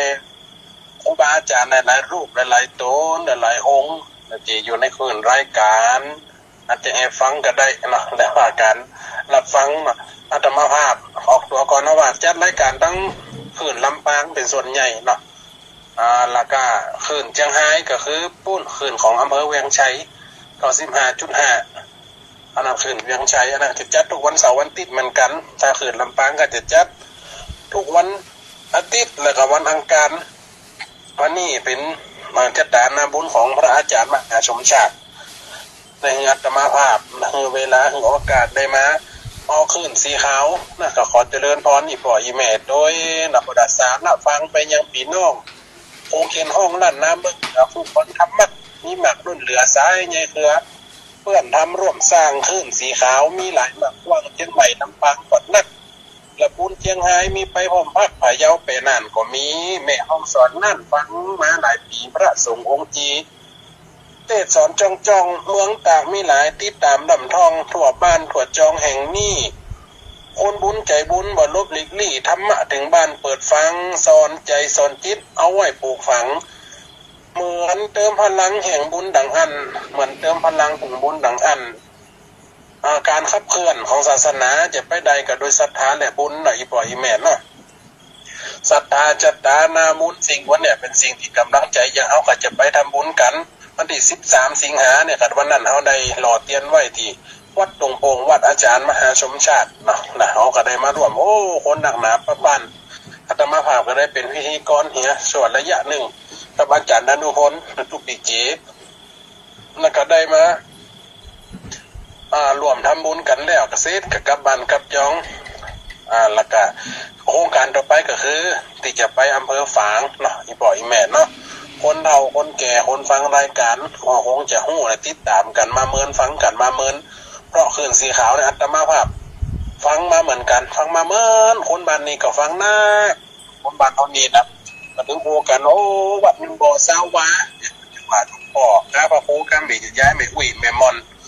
บรรลุมวัดในเปิ่นจากมาอู้เป็นยังเป็นเอาก็ฟังติดตามมีโอกาสได้ฟังวันนี้เป็นผู้มันจากเป็นผู้ฟังมาเป็นผู้จัดนะโอ้ก็เป็นจัดดานาบุญผู้ใกล้ปล่อยแม่เนาะการทำบุญทำทานสิ่งวันนี้จะอยู่กับเฮาได้ศาสนาเขาจะล่วงพ้นไปได้หรือว่าศาสนาเขาจะอยู่ตั้งได้จะบ่หายจะบ่สลายบ่เสื่อมลงไปก็ห่อด้วยแรงศรัทธาเขาจะมาอู้ด้วยกำบัดได้มันก็ม่วนหน่อยปล่อยแม่เนาะเพื่อว่าเขามาอู้เลี้ยงเขียดก็เลี้ยงอย่างก็สำเวลาไกลเขารับเขานอนฟังไปก็จะโอ้เขียดมาวันข่ำมาฟังธรรมะพระอาจารย์ก็เสื่อมเขียดและเก่าก่อนโอ้เสื่อมไปใหญ่จ้ะอย่าเขาก็ต้องอู้เป็นเรื่องอดีม่วนดีกว่าหน่อยปล่อยแม่นะอู้กันเรื่องม่วนธรรมะสนใจธรรมะเดลิเวอรี่หรอธรรมะหันษาด้วยถ้าสไตล์อัตมาภาพกระจัดมีหลายอย่างหลายทำนองหลายอาเหมือนกันแต่ที่ไผ่บาลัมเนี่ยหรือที่ไผ่บาลัมพระอาจารย์หลายรูปหลายองค์เปิดบันไดเนี่ยหรือเปิดบันไดเข้าร่วมจัดแบบเป็นข้าวในกระบะไข่มีเพราะว่าการแต่งเนี่ยอัตมาภาพแต่งเองนะคณะสตาบ่อยแม่แต่งเองเขียนเองปฏิวัติเองข้าวทำห้ำกะลงแม่แต่เพลงนะเพลงก็เขียนซ้อก็เขียนหมดช่วงนี้ก็จะมีนักร้องอันยังเขามาติดตามมาถามนั่นถามนี่อยู่กะยกมือเปิ่นไปบางอย่างที่ฮือใดก็ฮืออันที่เป็นขายเป็นลิขสิทธิ์ก็ขายไปเป็นน้ำเป็นทำเพราะว่าเฮาเอามาตีแผ่เฮาเนี่ยได้ใจว่าเอาเผยแผ่พุทธศาสนาแต่ถ้าว่าบางตีบางล้านเปิ่นจะเอาไปเป็นลิขสิทธิ์ของเปิ่นถ้าว่าจะเพิ่มได้เนอะมันก็เสียผลประโยชน์เพราะเปิ่นเอาไปทำประโยชน์หน่อยบ่อยแม่เนาะเขาก็ต้องได้มาพ่องก็เป็นเรื่องธรรมดานะภูมิปัญญาของคนเฮาบ่เหมือนกันอย่างสารสะสันปุ๋ยของกระจ่างของกำบะจ่างนี่ของก็หากินทั้งน้ำเป็นหมอแหหมอเบ็ดหมอกลางมันก็ไปแหมอย่างนี่วิถีชีวิตเจ้าบ้านวิถีทั้งธรรมะทั้งวัดทั้งวามันก็ไปแหมอย่างคนเฒ่าคนแก่อีบ่อยแม่บางคนก็เขาวัดเขาว่าโอ้หมดรักศีลรักธรรมใส่ขันแก้วทั้ง3ใส่เข้าปูจาไหวภาวนาถือศีลสวดมนต์ได้หมดบนว่าอันใดอันนั้นสวดสอนละพันก็ได้นี่สวดไหวสาสวดโยโกห้องปารามีเข้าจัน10จันเวทวังหลังบังนาก็ได้หมดนี่เป็นสิ่งที่วิถีชีวิตน่ะจิตใจคนเฮาจะนำปานะจิตเฮาจะนำปาเป็นสิ่งใดเนี่ยแต่ที่นำปาได้ก็คืออย่างอีปล่อยแม่คลื่นสีขาวเขาเนี่ยหรือว่าคลื่นต่างๆที่ได้รับฟังเนี่ยอาจจะกระจายไปหลายต่างที่จะฟังได้ก็คือทำได้ก็คือศีลละธรรมคำสั่งสอนขององค์สัมมาสัมพุทธเจ้าต่างอันเนาะแล้วก็มายากใจนี่คนเฮาเนี่ยย่ำหนุ่มมาเข้าวัดรอกลางคนรอไว้กลางคนได้เขาวัดกับมาอิจใจย่ำเท่าหลังสังขารบัดนี้หลังกายมันดีบางคนหลังกายก็มีครบหมดแต่มันนักใจอันยังอันนักใจกับสุขภาพนักใจกับลูกกับหลานก็มีบางคนก็ได้ลูกหลานอยู่ด้วยก็ได้ไปเนาะวัดว่าอยู่ไกลลูกหลานไปส่งบางทีก็วัดว่าอยู่ใกล้ก็ง่ายใจน้อยนะบางคนก็โอ้ตามไปวัดก็บอกก็ไปก็ได้นะก็ด้วยเงี้ยนุ่มก็ไปเงี้ยกลางโอนก็ไปเท่ามันนี่เขาไปกับนายอิฐให้ใจกับใครสะดวกเดียวกันเนี่ยนี่มันได้ไปสักกรรมลำบากใจบางคนก็ชวนไปแม่อุ้ยเอาไปวัดบ่ย้ายไปวัดบ่ตั้งลำปางตั้งตีไปก็ห้องไม่หลวงนะตั้งเชียงใหม่สายใต้จมตองบนก็ห้องไม่หลวงไม่รู้ว่าแม่อุ้ยไปวัดบ่แม่ก็จะใครไปตัวอิดกับลูกกับหลานมันไม่ไฟอยู่อีน้อยกับไม่ไฟพอหลานกับมีไฟพอเนี่ยเรื่องเป็นกินเขาของเขาเต็มก็ได้ของเขาเนี่ยเดียวเนี่ยก่อนอีกดอกหัวป่นก้นยังนะเปิ่นหวานนะอาตมาว่าเดี๋ยวเอาที่เทียงแต่แรงไข่ว่ะเอาข้าวอย่างนี้มาอุ้งฟังว่ะหัวดำออกเนี่ยหยิบปล่อยเมียลองฟังการเขาวัดเขาว้าเนี่ยอย่างเปิ่นมีงานรอเตียนกันดีเปิ่นไปวัดนี่เขากับใครไปก็เปิ่นเอามันอิจใจติ่มได้ไปกับใจกับลูกกับหลานนี่กับใจกับลูกกับหลานต้องเป็นแม่หลอก2แต่บางคนนะเท่าแล้วได้เป็นแม่คนใจยังหัวดำออกหัวงอกเลี่ยงเนี่ยเป็นหวานนะหัวดำออกหัวงอกเลี่ยงอีปล่อยแม่ลองฟังนักข่าวฟังก่อนรับก่อนนอนเอาต้อหูหันก็ได้เนาะเอาวิทยุต้อหูนอนด้วยหันก็ได้ฟังด้วยฝันไปด้วยไปเลี้ยง ฟังพระอาจารย์สนีการหลวงอูนแล้วสำเนียงเสียงปากเป็นจะได้เป็นคนตั้งเจียโฮมลำปางให้ในอีเมลเสียงกัดจะอูไว้ไปหน่อยกับพยายามจะอูขึ้นจะจ่าลงมาอูสันหลากหน่อยนี่นะถ้าอูห้วนยังกดเดือก็ฟังเนี่ยนี่เรามาฟังเนาะข่าวจีว่าหัวดำออกหัวงอกเลี่ยง หัวปนโกนเนี่ยเจิญสร้างปีน้องได้มาหลับทองเป็นข่าวกำจ้าฟ้าไม่เดี๋ยวนี้มันมีแต่นายุพัฒนาสมัยสมัยนี่แหละคนเอาปฏิบัติเมืองนะสมัยท่านเฮ้ยเดียวละอันยังกระตันใจมดใจคนกระห้อนไปด้วยตามยุครถเปิดมือขี่โว้ยกับครับโว้ยกับใครโว้ยนะก็เลือกเอามาครับเนี่ยเปิดมือครับตามจังหวะตามเกียร์เนาะตามชุมชนถ้าอยู่ในชุมชนกะเนื้อระวังน้อยครับจะจ่าดวงน้อยตีมันมีไฟกระซายเต็มที่ไฟกำว่าอร่อยไปเอาฉากเล่าร้ายเป็นจังเป็นตีบิ๊กก็ได้ไฟกำว่าเนาะคนเอามันสมัยเนี่ยฟังนะฟังเอาฟังไกลสาธยายเรื่องแต่งเป็นข้าวสารเล่ากันบอกที่สังคมแห่งห้องเมืองไทยคนเท่าไรกล้าลูกหลานอยู่ไกลเลี้ยงใหญ่บ่ได้เพิ่งยำบ่ได้นี่แหละเป็นว่าคนเท่าไรกล้านะเขาใหญ่มาได้กันยอดพ่อยอดแม่พ่อแม่เรื่องแล้วป๊อบปนยังลูกกำไผกูไปมึงไปบ่คิดทั้งบ้านจำเป็นออกบ้านไปหาเงินหาทองมาเงินปอกให้แม่บางคนก็หายไปเลยนี่คิดใจหน่อยว่าคนเฮามีตะเพิ่งก็ไปแฮมอย่างนั้นใจมาที่เตียนเอาเสียนแห่ใดจอบปิวไฟลูกฮอดพ่อแม่เลี้ยงลูกก็หวังสุขย้อนจิตแห้งเมื่อเข้าศาลาหอบอุ้มตุ่มปกลูกนกลูกกาแต่ก่อนเดิมมาเลี้ยงดูสิวเจ้าฟังเมื่อพ่อแม่เลี้ยงชูมาใหญ่นะป่าบ้านไปมีผู้เฝ้าผัวแป้งเมียแป้งผู้หาละพ่อแม่ตัวที่เคยอวบฟักบ่หันเกี่ยวหูผู้ดีบางห้องมาเจ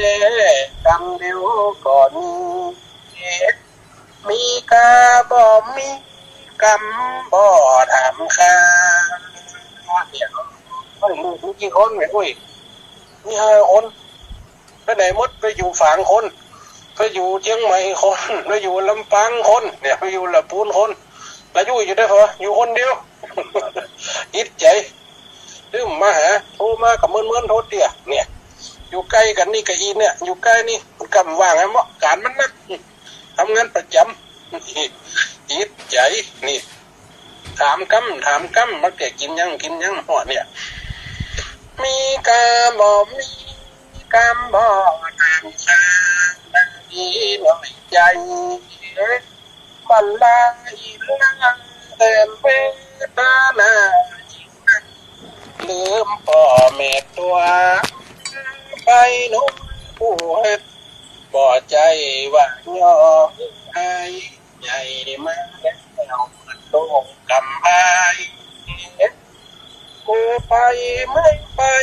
บ่คิดหอดฟ้าเนี่ยหอยพ่อแม่เลี้ยงมันยองพ่อกันลูกว่ารับการปากนักพ่อแม่เจ็บเป็นนอนในที่พักแต่งมายืดกำเดียวนี่เนิ่งเก็บวัดซองคิวบ่เลี้ยวบ่แลจงใบ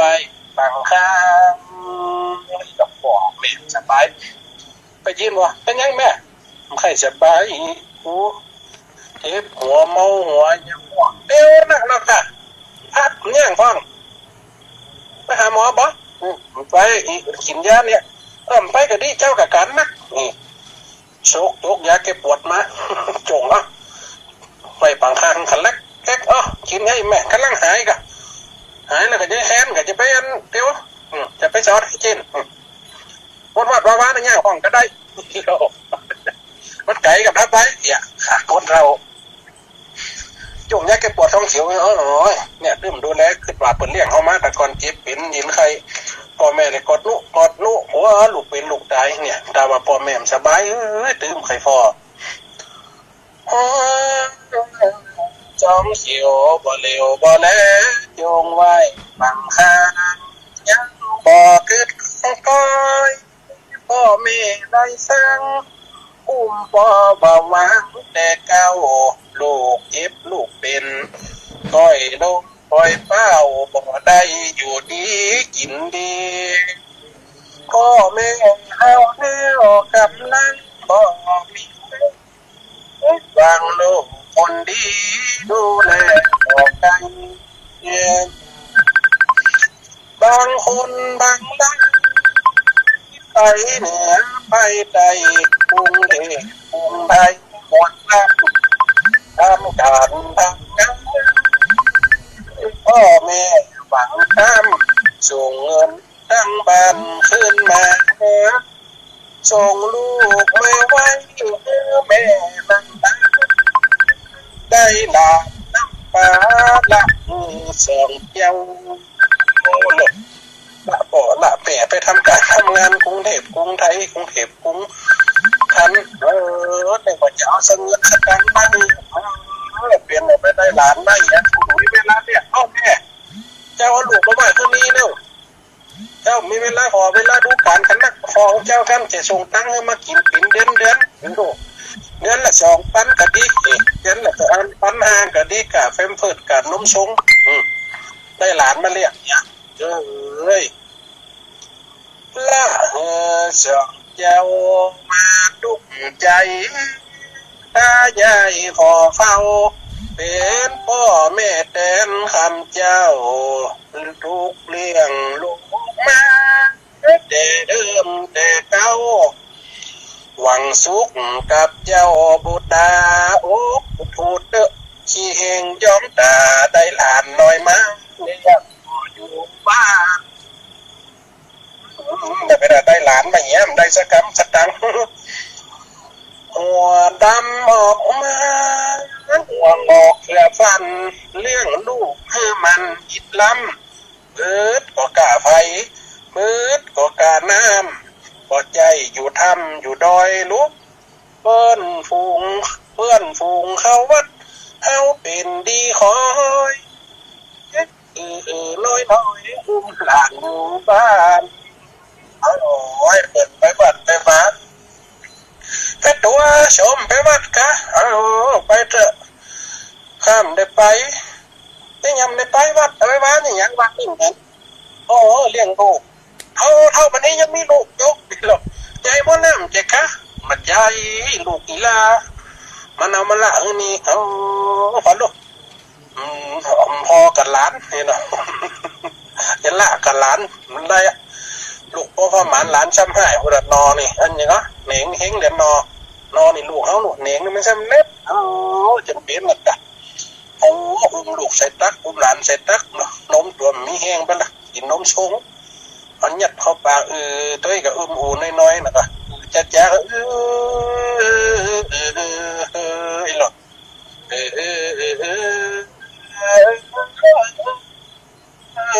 จะ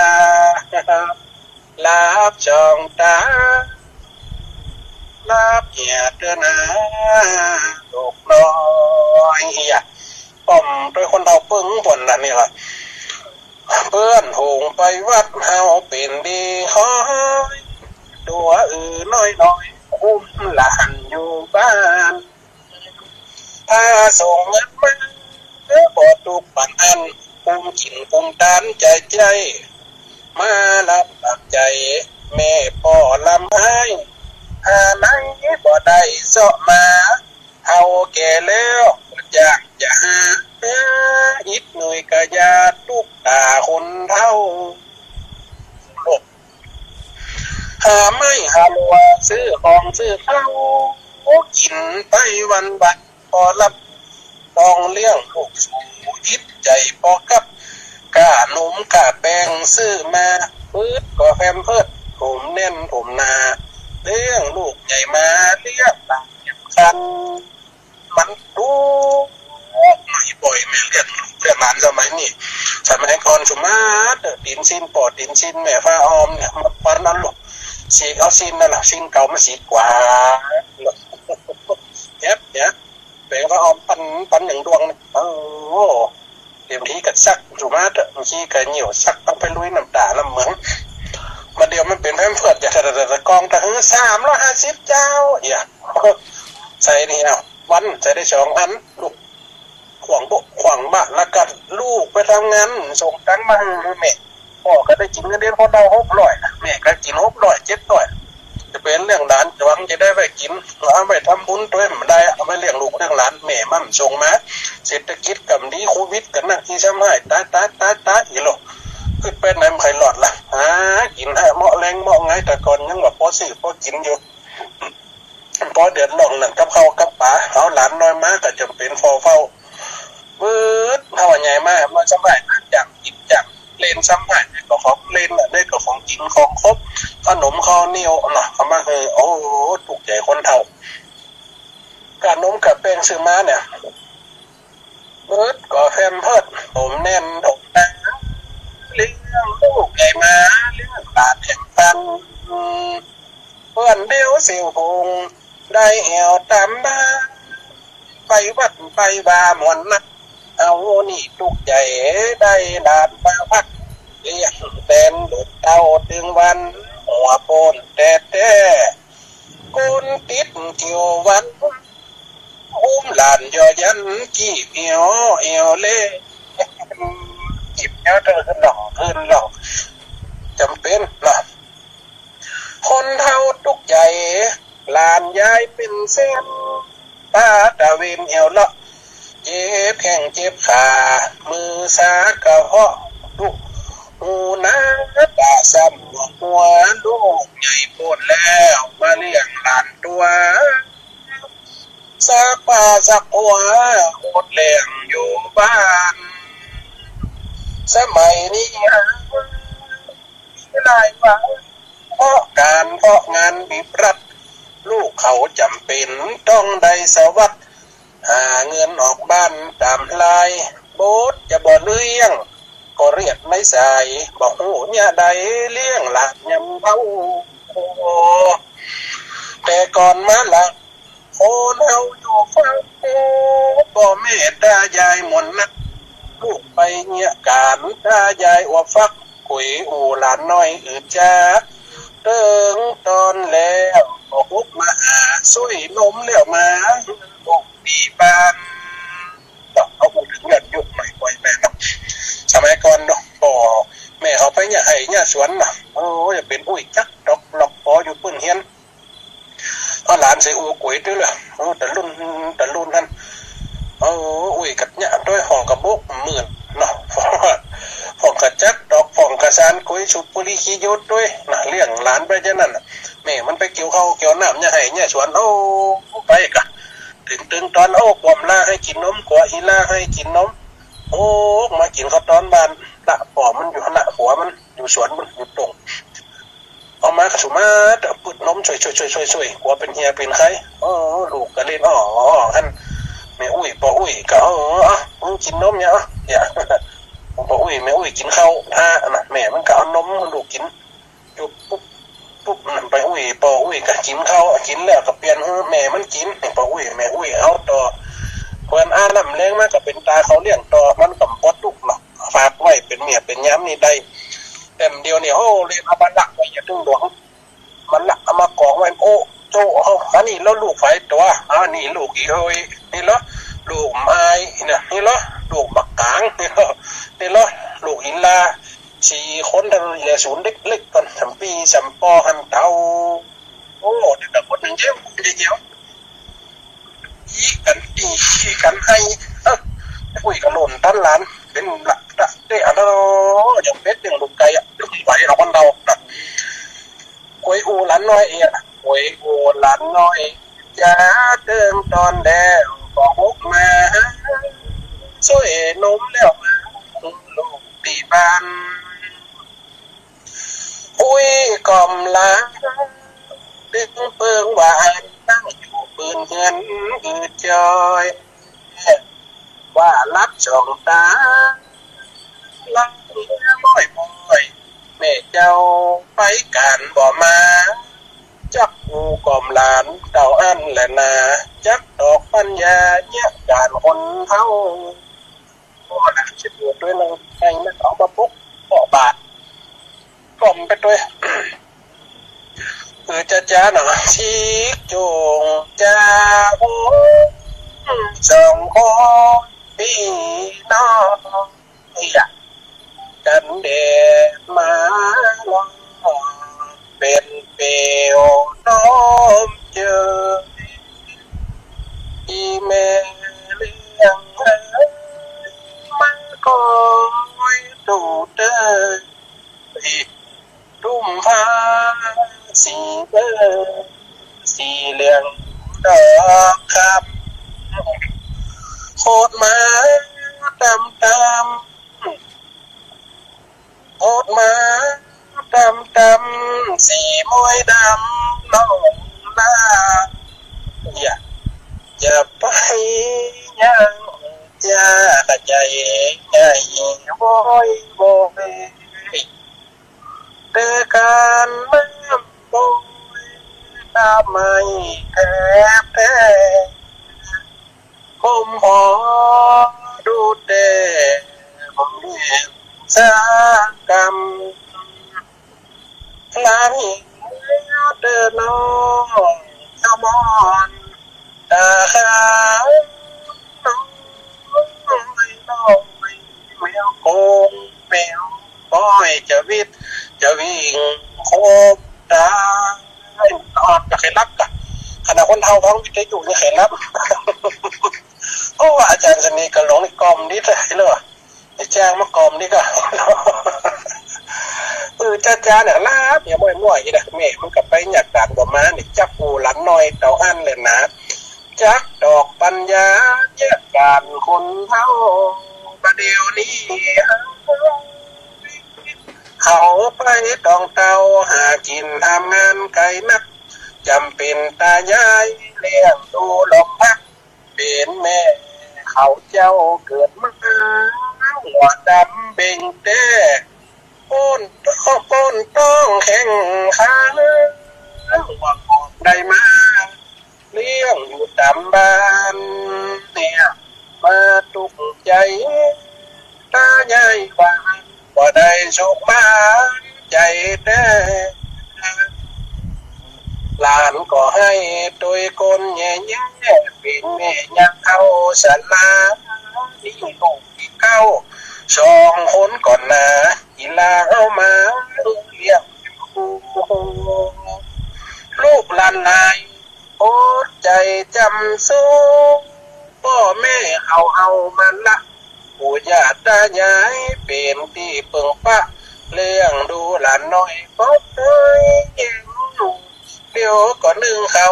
เบิดก็หงแกงห้ามเจ้าไงแล้วสับปีสัมปอมาตุกใจลายปันคอหัวงอกเต็มคอเด้อเลี้ยงลูกใหญ่มาบอกแป้จำแพ้หวังเพิ่งยำทั้งองแก่ชลาโอ้พุทโธเตอใหญ่แล้วหายตาบ่ได้เพิ่งป้าพาละมาพ่อเอาลูกมันมาเลี้ยงเจ้าก็จำเป็นยกยอตามนั้นตายายเลี้ยงหลานจำเป็นได้ฟันขี้8 มืออดเอาหลอกคนเมียงเปิดนะว่าขี้8 มืออดเอาจะกกกะเจ็บจะเป็นเจ็บเอาเนี่ยขี้8 มืออดเอาจะกกก็เจ็บก้อยเจ็ดก้อยเราลูกมันหลานเฮาก็เลือดในไส้เพื่อนเดียวเสียวกันบ้านเหนือบ้านใต้เปิ้นมา เปิ้นไปแผ่ววัดเฮาต้องเลี้ยงหลานเหมือนบีบวงมัดละไว้บ่ได้เหียกุ้มจี้กุ้มหอบลูกเฮยหลานเฮยจำเป็นแต่เฮยละว่างบ่ได้บืดคนหนึ่งห้องบืดคนหนึ่งให้ละบุญละไว้ใจนักพ่อแม่แยกต่างกำพังจองจักคุยจำเป็นเรื่องเอาหัวดำออกโอนมาตุกหัวขาวพี่น้องคนเฮามามีอย่างดีมันมีอย่างดีอย่าอันนี้เป็นข่าวเนาะหัวดำออกหัวงอกเรื่องเจนเองที่ว่าคนห้อมได้ไปหัดไปว่าเนี่ยจะว่าเป็นม้านกำใจนะเป็นพันละเดี๋ยวเขาเป็นวิบากกรรมคนเฮากับนี้มันถึงไว้เขาว่ามันได้เข้าศิลปกรรมโอ้หลานมาคัดมาขวางเนี่ยเหลนมาคัดมาขวางเนี่ยพอก็จำเป็นพอดูก็จำเป็นดูอุ้มชูเอาไว้มาพอเดือดในใส่เบ่งมามันลูกเฮาเนาะมาเฮาเลี้ยงเฮาจำเป็นได้ดูได้แลจำเป็นได้พอเนี่ยอีบ่อยแม่น่ะเปิ่นไปวัดไปว่าเฮากับได้ไปจะกรรมมาฝูลูกหลานก็บ่ให้อันนี้เกิดใจเกิดได้ก็มันจะเป็นได้เลี้ยงมาละมันมีคนเฮาเนี่ยมีบากกรรมไปวัดไปว่าคนเฮากับไปได้คัดขวาง1สุขภาพร่างกายบ่สมบูรณ์2จิตใจบ่สมบูรณ์3ภาระหน้าที่มันบ่หมดเนี่ยมันบ่หมดมาคูณ6 70นั่นจะเป็นได้เรื่องลูกเรื่องหลานอยู่สำคัญเหมือนกันเนาะอีบ่อยแม่บางคนที่เฮาฟังคืนสีขาวเนี่ยฟังฝืนธรรมะบางคนก็เอาทำตัวเนี่ยมาเป็นที่ฟังที่จังที่เปิ่งเอาไว้ฟังเอาไปวัดได้เท่าแก่ล่ำไปไว้ก็เอาตัวนี้มาเป็นตัวฟังกันได้ถือว่าดีที่สุดโครงการนี่วิทยุนี่คลื่นนี่อาตมาภาพเลยนับถือเลยอาตมาภาพดีเลยที่จัดตั้งขึ้นมาเพราะว่าอาตมาภาพเคยได้ยินมาเมื่อละเป็น10 กว่าปีแล้วก็มันคนเฒ่าคนแก่เปิดฟังเอามันเอานี่กันนักที่มันลืมฟังกับมีเพราะว่าคืนที่ลำปางเอาไปกันฟังกันนักตามเวลาอาตมาภาพจัดรายการส่วนมากก็จะเป็นข่าวมันมีหลายเรื่องนะข่าวหลีย้ายข่าวทำข่าวคำสอนคติสอนใจข่าวตลกเอามาเขียนไว้ก่อนไว้ช่วงนี้ก็ติดตามกันขนาดนักเรื่องกำผ้าผีน้อยนางงาก็โทรมาแต่เดียวจนมันจะมาบัดดี้ใบบัดดี้เงาพญาตัวนี้แล้วออกมาแค่วางกรกัดจัดอย่างก็อันไม่เท่ากินปิ้งแม่กับแม่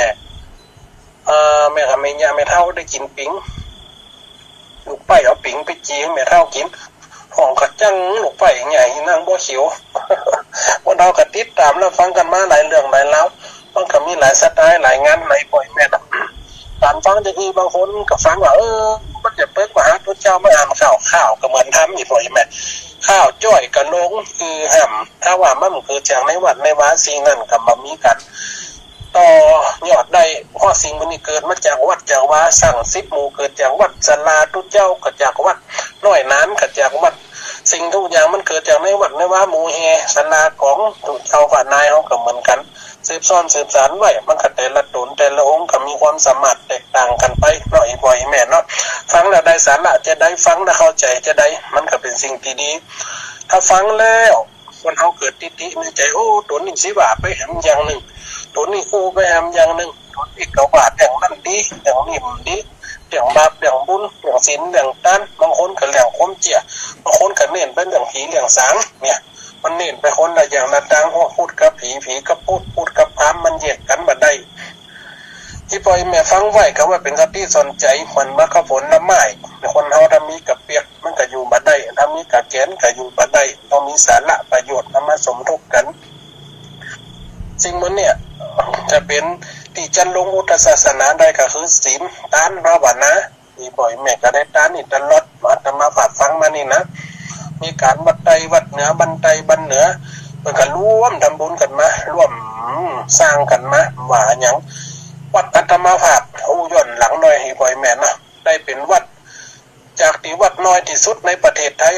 มี3 งานไปช่วงก่อนได้จัดรายการใหม่ๆด้วยแห่งบุญและแห่งรักดันของอาจารย์พระมหาสมชาติตนเนี่ยองค์เนี่ยจัดกฐินจัด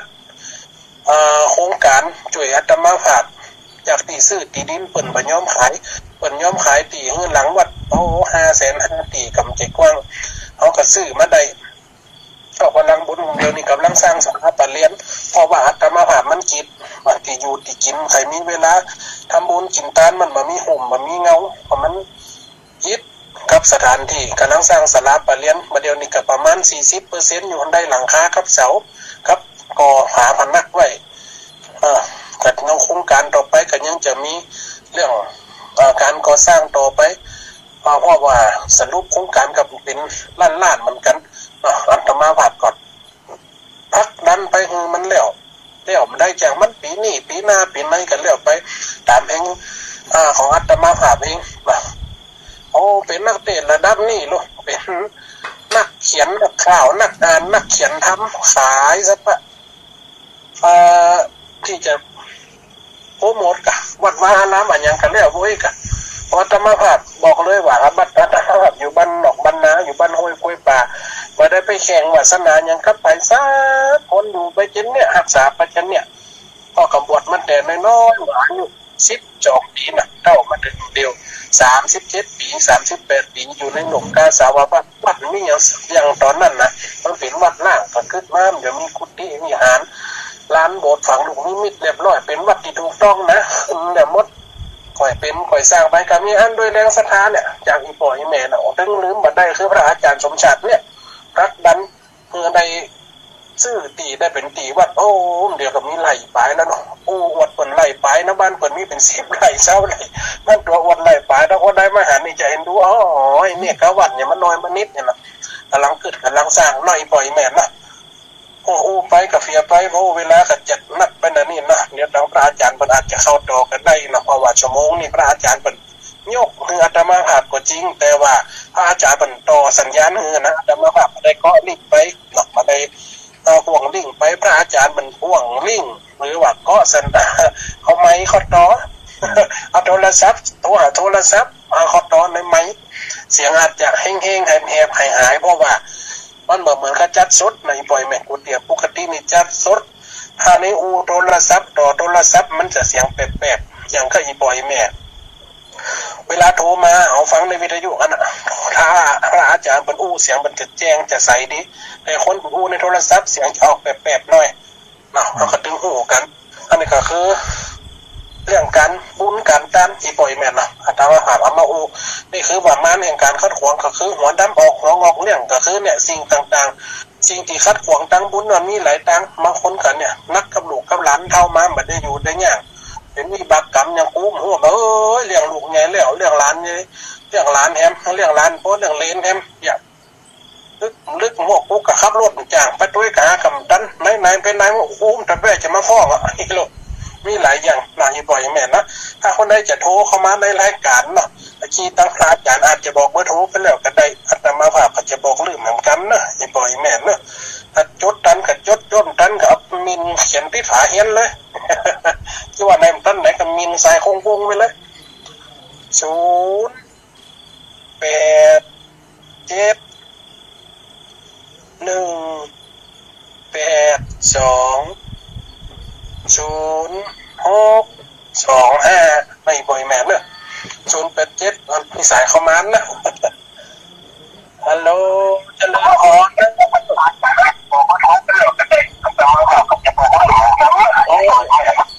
แมวไม้มีได้อยู่หน่อยเสียงสะท้อนครับผมฮัลโหล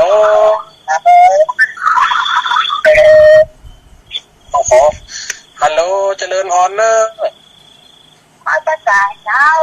จากทางใดจ้าอีแม่จากเรื่องวัวแดงไงน้องวัวแดงไปทางใดอำเภอหยังไงกระแตงสังคำแตงสักแตงนี่ประดาจิตผมพ้นลายดีเนี่ยกันโชว์หาทันหาสัตว์สัตว์เนื้อแม่เนอะจะได้แม่วันนี้จัดวันแรกจะได้ทองทั้งเสือวันนั้นก็ที่บ้านนั้นรอเตียงจะได้ยินก็จับสัตว์เดี๋ยวจะแม่เนอะจับใช้ต่อไปใครเอ่ยเจริญพรเนอะเจริญพร จะโยมแม่อย่างจ้าอำเภองาวบ้านอย่างแบบบ้านอย่างต่อบ้านหนองเฮ็ดอำเภองาวไปเตะจัดมันเด้อเต็มต้นตองปันใต้ปันเหนือไปเตะมันขนาดนั้นทำไมแบบบ้านคอยบ้านแหงไปจัดมันทั้งพุ่นนะไปเตะ มันแข็งมันลงมันแข็งอำเภอเงาจังหวัดลำปาง มันหนองเฮ็ดมันสาธุนะแม่เนอไม่ไปเตะแถวพุ่นจัดมันไปแถวบ้านตุ่งโป้ป่ะสาธุนะโยมแม่ยังก็ยินดีสมบูรณ์ค่ะ สาธุแม่เนอ ทุเจ้า อันนี้ต้องปิดหน้าอำเภอเงาเจริญพร พระเจ้าพระเจ้า ต้องได้แม่ จังวันไหลนะน้อยเจ้าไม่น้อยอุดมเจ้า แม่น้องดูดีนี่มันได้นายอันเลยไปจากโทรหากันอยู่ช่วงหลังๆได้โทรหาแม่เนาะ เจ้าแล้วพี่จะจูบมาตั้งโอ้โหว่าอะไรชอบกินเหรอพระเจ้า อันเพราะว่าเสียงอาจารย์เป็นเอาต่อไม้ใหญ่แม่เป็นเอาไม้จอไม้ใหญ่เสียงมันจะเป็นเจ้านั่นนะ เจ้าเดี๋ยวนี้จำเจนนะที่ว่าโทรหาพระอาจารย์นี่นะจำเจนจัดดีอ่ะ สาธุแม่เนอตะกี้ข่าวไม่ชัดเจนแล้วไหมล่ะ มาใครทำเจนเป็นมังกรเจ้า เป็นเอาไม้จอไม้มันพ่วงสองลิงก์ช่วงสองต่อกันนี่แม่เนาะสาธุเนอ เจ้าได้ได้ฟังแบบนี้แล้ว สาธุ ได้ยินดูเจ้าข้างกับสัตว์เย็นดูเจ้า สาธุเนอสาธุเจริญพรเนอแต่ตรงไหนหา พระจักรเจ้าบ้านอย่างว่าเราข้างพวก ยมแม่ยัง เป็นดาราหนองแตกสารพีเจ้าสารพีพูดข้าวเราได้ฟัง ถ้าลำปางเขาฟังทุกที่แต่แม่มานานคือลำปางเนี่ยได้ฟังกันตลอดแม่เนาะที่มันเป็นคืนใหญ่มันเหมือนจะได้มาเตียนเลย แค่ได้แสนเลยได้คงอย่างลูกเป็นดอกทางหมูตู้คือมากเจ้าได้ยิน สาธุเนอ พูดเองเลยว่า สาธุเนอยมแม่เนอ เจ้าโอ้ยขอทานอย่างเงี้ยเนอะช่วยเราปัดหวนอย่างเงี้ยมันหวนเลยยังผมหวนฟังข้าวผมหวน ต้อง ยังเนื้อเข้ากันหมูแต่ท่าน ต้องแจ้งกันอาจารย์โอ้โหคืนใหญ่บันไดไปเนาะ ที่สามารถแต่ถึงก็แต่ก็หกข้าวก็ฟังก็จะขอสอนสภาวัฒนธรรมกัน สาธุแม่ ก็เสียไปได้ยินค่ะเหมือนจะหลอนเกิน งานนมน้อยอย่างไรแต่30อยู่ ฮะ 30อยู่30อยู่ ยัง80นะ โอ้เสียงอย่าง50แล้วแบบ 80ได้กี่อันน่ะเสือมอกเนอะออกกำลังกาย เด้อธรรมดาเด้อสาธุเด้อจุ๊แม่เนอใส่เขียเสียหมอกันเนาะสาธุเนอสาธุต้องได้จ้า ใช่ค่ะอาจารย์เจ้า ได้จ้ายก แต่ แม่ สลัดแกงทอดนะพ่อแม่ฟ้าแต่ว่ารับการเจ้า มีสลาดนี่มันได้มันจะสอนดีอันกันจัดมัน ท่านดูใจเจ้า คืออยู่บ้านจิ๋วเหนื่อยไหม โอ้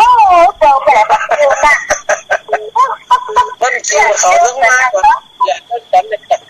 จำเสียงหนุกยังร้านได้เนี่ย หมดจะหมดแบบนะวะ สาธุเนอ น่าไม่ไหววะแต่ว่าพวกเราแบบถ้าคนแบบนี้ก็หาว่าอาจารย์มันอยู่มาเนี่ยแต่ถ้าพวกแบบนี้ สังทีไม่ย้ายจุ่มก็สร้างไว้ไม่ได้ไปอย่างคำบ้านนี้ก็มีซบ ฮะ บ้านบ้านแต่แล้วเดี๋ยวย้ายจุ่มไม่ย้ายจุ่มบันไดนะปันสังไปเตะที่บ้านนี้ก็มีซบเลยมันได้ไปสักคำ แล้วก็จำนะ มันได้ไปเตะกันหน่อยเอาตุ๊ปามไปเตะนะครับสินะ ถ้าโลกแบบหันแต่ไหนก็ไปเนาะ มันจนงานมันเนาะสาธุนะแม่เนอะ เจ้าสาธุเจ้า หลายเส้นหลายสายปล่อยแม่มาฮัลโหลเจริญพรสาธุนะแม่จากทางใดจ้าโอ้มาดอกซาแล้วนี่ของเก่ากับไปจันมันแล้วมันดีซักเจ็ดจะไปเตะอยู่นี่จะไปเตะ2 น้ำหมัดก็ทันเก๋นะครับนี่หยัง ปัดโตปวดนั่นแม่ตั้งขืนตั้งสายเรื่องป้าได้ก็บอกใครได้ยินไหมว่าลำปางขืนมันจะมัดดึกอันเนี้ยไหมมันจะมัดดึกมันจะหงมันนี่ไงเสียดายเนาะเพราะเหนือจะได้ยินเป็นบางครั้งนะสาธุแม่เนอสาธุแม่ฮัลโหลเจริญพร ไว้สาเจ้า ไปยังจ้า วันไหนสิปีดาไปเลยเจ้า มันสีปีดาไปจันมันเหมือนกันสีปีดาบันแรงบ้าน วันไหนสิปีดา ทำบันแรงแต่เรื่องกลับไปอยู่อ่อนไปซ้ออยู่แล้วสองเตี่ยกันหู ซอสที่ไหนให้หรอ มันแต่ละตำบลบันแรงกันบ้านอย่างบันแรงขนาดบันแรงเลยแหละ อ๋อ มันสีปีดานี่เคยไปเตี่ยหนึ่งแต่ไปซ้อแต่บ้านบุญหนักก็ไปสองเตี่ยแล้วใกล้กันฮะนะครับ เป็นหนาคนละนี่เจ้าอยู่ใกล้เลยอ่ะแม่วัดเป็นแรงเลยเจ้า สาธุแม่เนอะต้องบุญไปซ้อมันสิลูกหายกันนะต้องบุญนะ เจ้า สาธุเนอะยมแม่ เจ้าไว้สาเจ้ากำลังใจเด้อ สาธุสาธุเจริญพร กำลังสาเจ้าอาจารย์แม่ลองมาจากวัดเข้าวัดการแต่ละเจ้า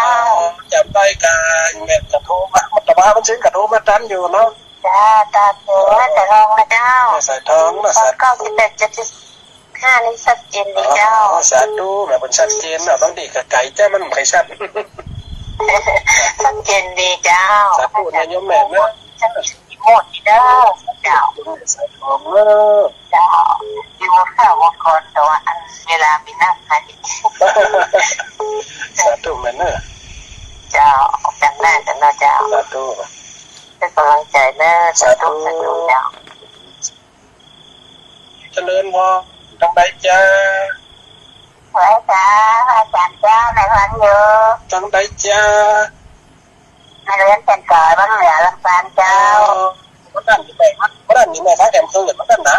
วันนั้นแต่ว่าได้ฟังมันติดนี่แล้วได้ฟังก่อนแม่มันติดผ่านมาได้ฟังก่อน บัดที่ได้ฟังเจ้า แสดงว่าแม่ฟังคืนเรื่องป้าเป้าว่าแหละมันนั่นนะ เจ้า นี่คืนใหญ่แม่แล้วคืนใหญ่จะกว้างก็จะได้ยินแต่เรื่องแนวปกติไม่แนวมันยินโดไหมวันนี้มีเดี๋ยวเมืองแนวสัตว์ด้วย ก็คิดดีเลยอาจารย์ไม่ได้ดูแม่มันได้เงินเลย แหละเป็นถ้าจะเป็นเด็กคืนจ้ะ พ่อยังไม่พ่อ แจไปทางไหนสถานนี้แบบนั้น แต่พ่อมันได้เงินเลย แจงมันเดินในสถานีขึ้นแม่ขจานนะที่ละอกแม่เวลาขึ้นกันมาสัตว์ด้วยแม่เนอะ จ้า ฮัลโหลเจริญพร เนี่ยรู้เหรอเนี่ย ฮะ รู้เหรอ นี่ปน้อยล่ะกับเพื่อนนะครับพ่อตัวฟังหลานหมูเลี้ยง แล้วก็ทั้งนี้กินจะจับเงินเนี่ย กันเนี่ยกันลาดตัวเนี่ยกัน ก็พิธีหัว อันนี้ปน้อยสิงคำ ว่าแต่โทษฮะลูกอันนี้ก็ไม่จะซ่อนนะ วันนี้ขึ้นวันนี้ปัญญาขึ้นใหญ่วันนี้ที่ได้กินนี่นะปกติผมได้ยินมันขึ้นเรื่องเบาๆขึ้นน้ำดึง ฮะ วันนี้ได้ยินแหละได้ยินแต่เก้ากันป่ะ เดี๋ยวนี้ได้ยินนะ ตะกี้เราได้ยินงานเขา ตะกี้ก็ได้ยินว่ามูนันมูเวสลาทะเลเราได้ยินว่า สาธุวันนี้มีหลายสายว่าใครเวลาจะหมดละ วันนี้ก็แต่จุลุงสมศาสตร์จุลุงน้อยก็ถามหาน่ะ วันนี้ติดงานป่ะสาธุเนอะ จ้า ไอ้ปน้อยสิงคำบ้านเขาเนี่ยหลายคนเจริญพรเนอะทำไรจ้า ครับเช็คดาวครับ เชียงดาวยุบป่อยา ผู้ไม่ค่อยจะรู้เพราะว่าฟังภาษาไม่ได้ แต่ฟังข้าวรู้เรื่องรู้ยมพ่อ อาการกระทบครับ แต่ฟังธรรมะรู้เรื่องฟังเหนือรู้เรื่อง มันไม่ค่อยรู้เพราะว่าภาษาไม่ค่อยจะไปได้อาจารย์พูดที่ได้รู้ได้ แต่ก็ฟัง ฟังไม่รู้แต่อาจารย์พูดเนี่ยผมรู้ สาธุยมพ่อเนาะ มาตรการครับ สาธุยมพ่อแล้วเจริญพรดูทางใดจ้า ก็ไปสาแม่คำบ้านจันกวางตำบลสีถ้วยอำเภอแม่ใจจังหวัดพะเยาเจ้า ตำบลสีถ้อย อำเภอแม่ใจเจ้า แม่ใจหลังงานย้ายน้องทิพย์คำใจ ฮะ ย้ายน้องทิพย์จังซ้อคำใจ ใจเจ้าแม่คำบ้านจันกวางตำบลสีถ้วยอำเภอ น้ แม่ องทิพ ใจ ย์อยู่บ้านนั้นมี จั ยัง งหวัดพะเยา สาธุยังแม่นเนอะ จัดพวกแบบได้ทั้งข้างนี้เป็นข้างแรกแม่เมาส์ข่าวเด้อ โอ้ผลฟังกันเมื่อไหร่แม่มันนั่งคืนแบบกูเดียวนะมันตั้งกันลำปาง กูเจอแม่มาฉันได้พังที่ไหนเจ้า มันนั่งคืนลำปางมันถึงกันลำปางใหม่กูเดียวนะวันนี้อันเปิดมาจัดคืนใหญ่ก็เลยกว้างอีกไหมผมเห็นนะ เจ้า สาธุโยมแม่เนอะ เจ้าไม่สาเจ้าสาธุสปาเจ้าเสียงวันเจ้า สาธุโยมแม่เนอะเจริญพรดังๆเจ้า อย่าทำน้อง เจ้าสาธุไม่บอกไม่เป็นไรขอบคุณหลวงว่าเรื่องว่า ละปูน หลวงว่าตะปูนเจ้าข้าวหวานไปกันแน่เนาะ สาธุแม่เนอะกำลังได้ฟังครั้งแรกกา เจ้าตาทั้งแล้วเขาเข้าใจดีแล้วแต่เลย ปกติจัดคืนลำปางอีกไหมพวงคืนลำปางกูเดียวมันเขาจะติดตามกันหมดนะผมเดียวเนาะ เข้าใจเลย มันนี่อันคืนเป็นคืนใหญ่ไหมนะเคยได้ยินสาธุโยมแม่เนอะ กำลังใจแล้วอาจารย์ไม่สั่งเจ้า เจริญพรอาจารย์ เราตะโกนเจ้าเขาข้าวหัวโขงอ๋อสิ่งที่เราทำในพักเขาเลยเจ้า สาธุบอกวิทยุลงหน่อยเด้อเสียงมันจะนอน พี่เจ้าเหรอ ครับผม ข้าวโขงก็อยู่ข้าวมันแน่นอน ตั้งได้ในอีกต่อ ก็อยู่นั่นครับผมเอาไปโมบิลตั้งนาน โอ้ ครับ เฟียงเวียงหน้าสาธุวันนี้มักไก่ลายตีเฮ้ยปกติมันคืน พอร้อยสมเพชนะครับ พอน้อยสมเพชรเนาะอำเภอภูเพียงได้ไปแอวคำเตียนเนาะแอวกระเตียมอันตาวังผาแอวกระถามอำเภอเมืองอำเภอเพชรเดช ความไกลโน่ เพชรเดชบ้านไห่บ้านน้าน้อยน้าเมืองเพชรเดชอยู่นะตอนนั้นได้ไปเมืองเนี่ย ไม่เอาเมืองไม่เมืองนะครับ สาธุอำเภอภู เมื เพี อย ง ง อยู่ในเมือง สาธุเนอะก่อนเนอะ ครับผม เจริญพรเนอะโอ้วันนี้เรื่องน่ะหลายตีหลายตั้งปล่อยแม่เวลาใกล้จะหมดใกล้โกนมันเนี่ยเนอะเดี๋ยวปล่อยตั้งพระอาจารย์เนอะอาจารย์สมชาติครับอาจารย์ อาจารย์อุปไปเลยครับ อาจารย์เลือกรายการเลยเนอะจ้ะ ครับมันเหลือ2 นาทีนะครับเนาะ อาจารย์อุปไปเลยเดี๋ยวนี้21:56 นาทียังมีเวลาแห่งไหมครับมันเลยขามตรงกันของผม58เจริญพรอีปล่อยแม่เนอะที่ฟังรายการปกติอาตมาภาพจะจัดทุกวันอาทิตย์หน่อยปล่อยแม่จะเป็นคืนลำปางมันจะได้ยินกันในลำปางนี่ครับแถบเพียงบ่าเป้าละปูนที่เปิ่นก็ลิงไปโอ้คนเราจะติดตามข่าวหน้าข่าวเป็นนกมีหลายเรื่องข่าวสอนใจข่าวปูซ้อนล้านเนาะโอ้ข่าวตีย้ายเนาะข่าวเรื่องกำผ้านางงาข่าวเรื่องจันทคาปุจีเนาะข่าวเรื่องเจ้าหงหินน่ะที่อ่านไปน่ะโอ้ที่ปล่อยแม่เป็นฟังรายการแล้วคงกับพ่อให้ตะกนของกับพ่อให้นะ อันนี้มันแสดงว่านี่คืนใหญ่นะมีเมืองหนักเอามาโอ้หลายตีคนเดียววันน่าต้องขอเวลาพระอาจารย์นะถ้าอีปล่อยแม่ได้ฟังรายการที่นะว่าเป็นกำลังใจของคนเฒ่าคนแก่เนาะปกติเขาจัดคืนน้อยเขาไม่ได้จัดคืนใหญ่วันนี้เขามาคืนใหญ่โอ้เสียงตอบรับจากอีปล่อยแม่ดีใจขนาดที่ปล่อยแม่เขามาฟังนะเพราะว่ากันนี่คือเป็นสิ่งที่ปุ๊บใจคนเฒ่าขึ้นมาแหมหลอบหนึ่งเพราะว่าสิ่งพวกนี้มันจะเลื่อนหายไปละเป็นข่าวเป็นเครือแบบมีไผมาเสพมาซ่อนอัดอันมาหักเป็นคนเขียนเป็นคนป้อนไว้นี่เป็นปั้นเป็นปั้นก่อนเรื่องเขียนไว้เอามาคือซ้ำกันแต่บัดนี้มาอ่านคืนสีขาววันนี้อาจจะเอาอันที่อันเก่าไปออกของลำปางไปแล้วมาอ่านเพราะว่ามันก็เป็นคติสอนใจด้วยอันอย่างด้วยเหตุผลแม่เขามาฟังนะสิ่งนั้นเหตุใดก็ดีฟังแล้วเกิดสาระประโยชน์ฟังแล้วก็มีเบื่อหน่ายฟังแล้วเขาสบายใจสิ่งนั้นจะเป็นอ่านไหว้พระสวดมนต์ก็เหมือนยากิน การถือศีลเหมือนยาทาการที่อีปล่อยแม่มันภาวนาก็เหมือนยาใจได้ฟังธรรมะได้ถึง3 อย่าง 4 อย่างอีปล่อยแม่ได้ฟังรายการเนาะเวลามันไกลคนจนเข้ามาถ้าว่าเขาเวลายาวเหลือนี่เขาจะอ่านหรือฟังยาวนี่มันเวลามันไกลคนนะสถานนี้มันก็มีจำกัดหน่อยอีปล่อยแม่เนาะโอ้พอดับหมดเวลาแล้วคนฟังรายการขอส่งสัญญาณอุจจาระปักป้อนพอนาฬิกาไหลมาทอดสุดทางราจรนัดพบวันนี้ลาไปโอกาสหน้าข่อยครบบรรจบในเวลาอาจารย์เปิดได้มาเปิดได้มาจ๋าก็จะหาเวลาอ่านข่าวคือฟังทางบ้านหมดเวลาหมดขอบอกคำว่าเจริญพรสวัสดีรับดีนอนดีฝันดีจะไปมีโรคจะไปมีภัยอยู่ดีสบายกุมเท่าร้อยสาวขบเข้าภาวสาเน้อถือศีลภาวนาไปใจเจริญพรสาธุสาธุสาธุพร้อมจัดข้างหลังต้องจัดระบบเสียงใหม่จ้ะเนาะหาวิธีว่าจะยังได้ดีอาจจะต้องมีลิงก์ของอาจารย์หาตัวหนึ่งแล้วก็เดี๋ยวทำด้วยสื่อกันให้จะเข้าท่าเนาะ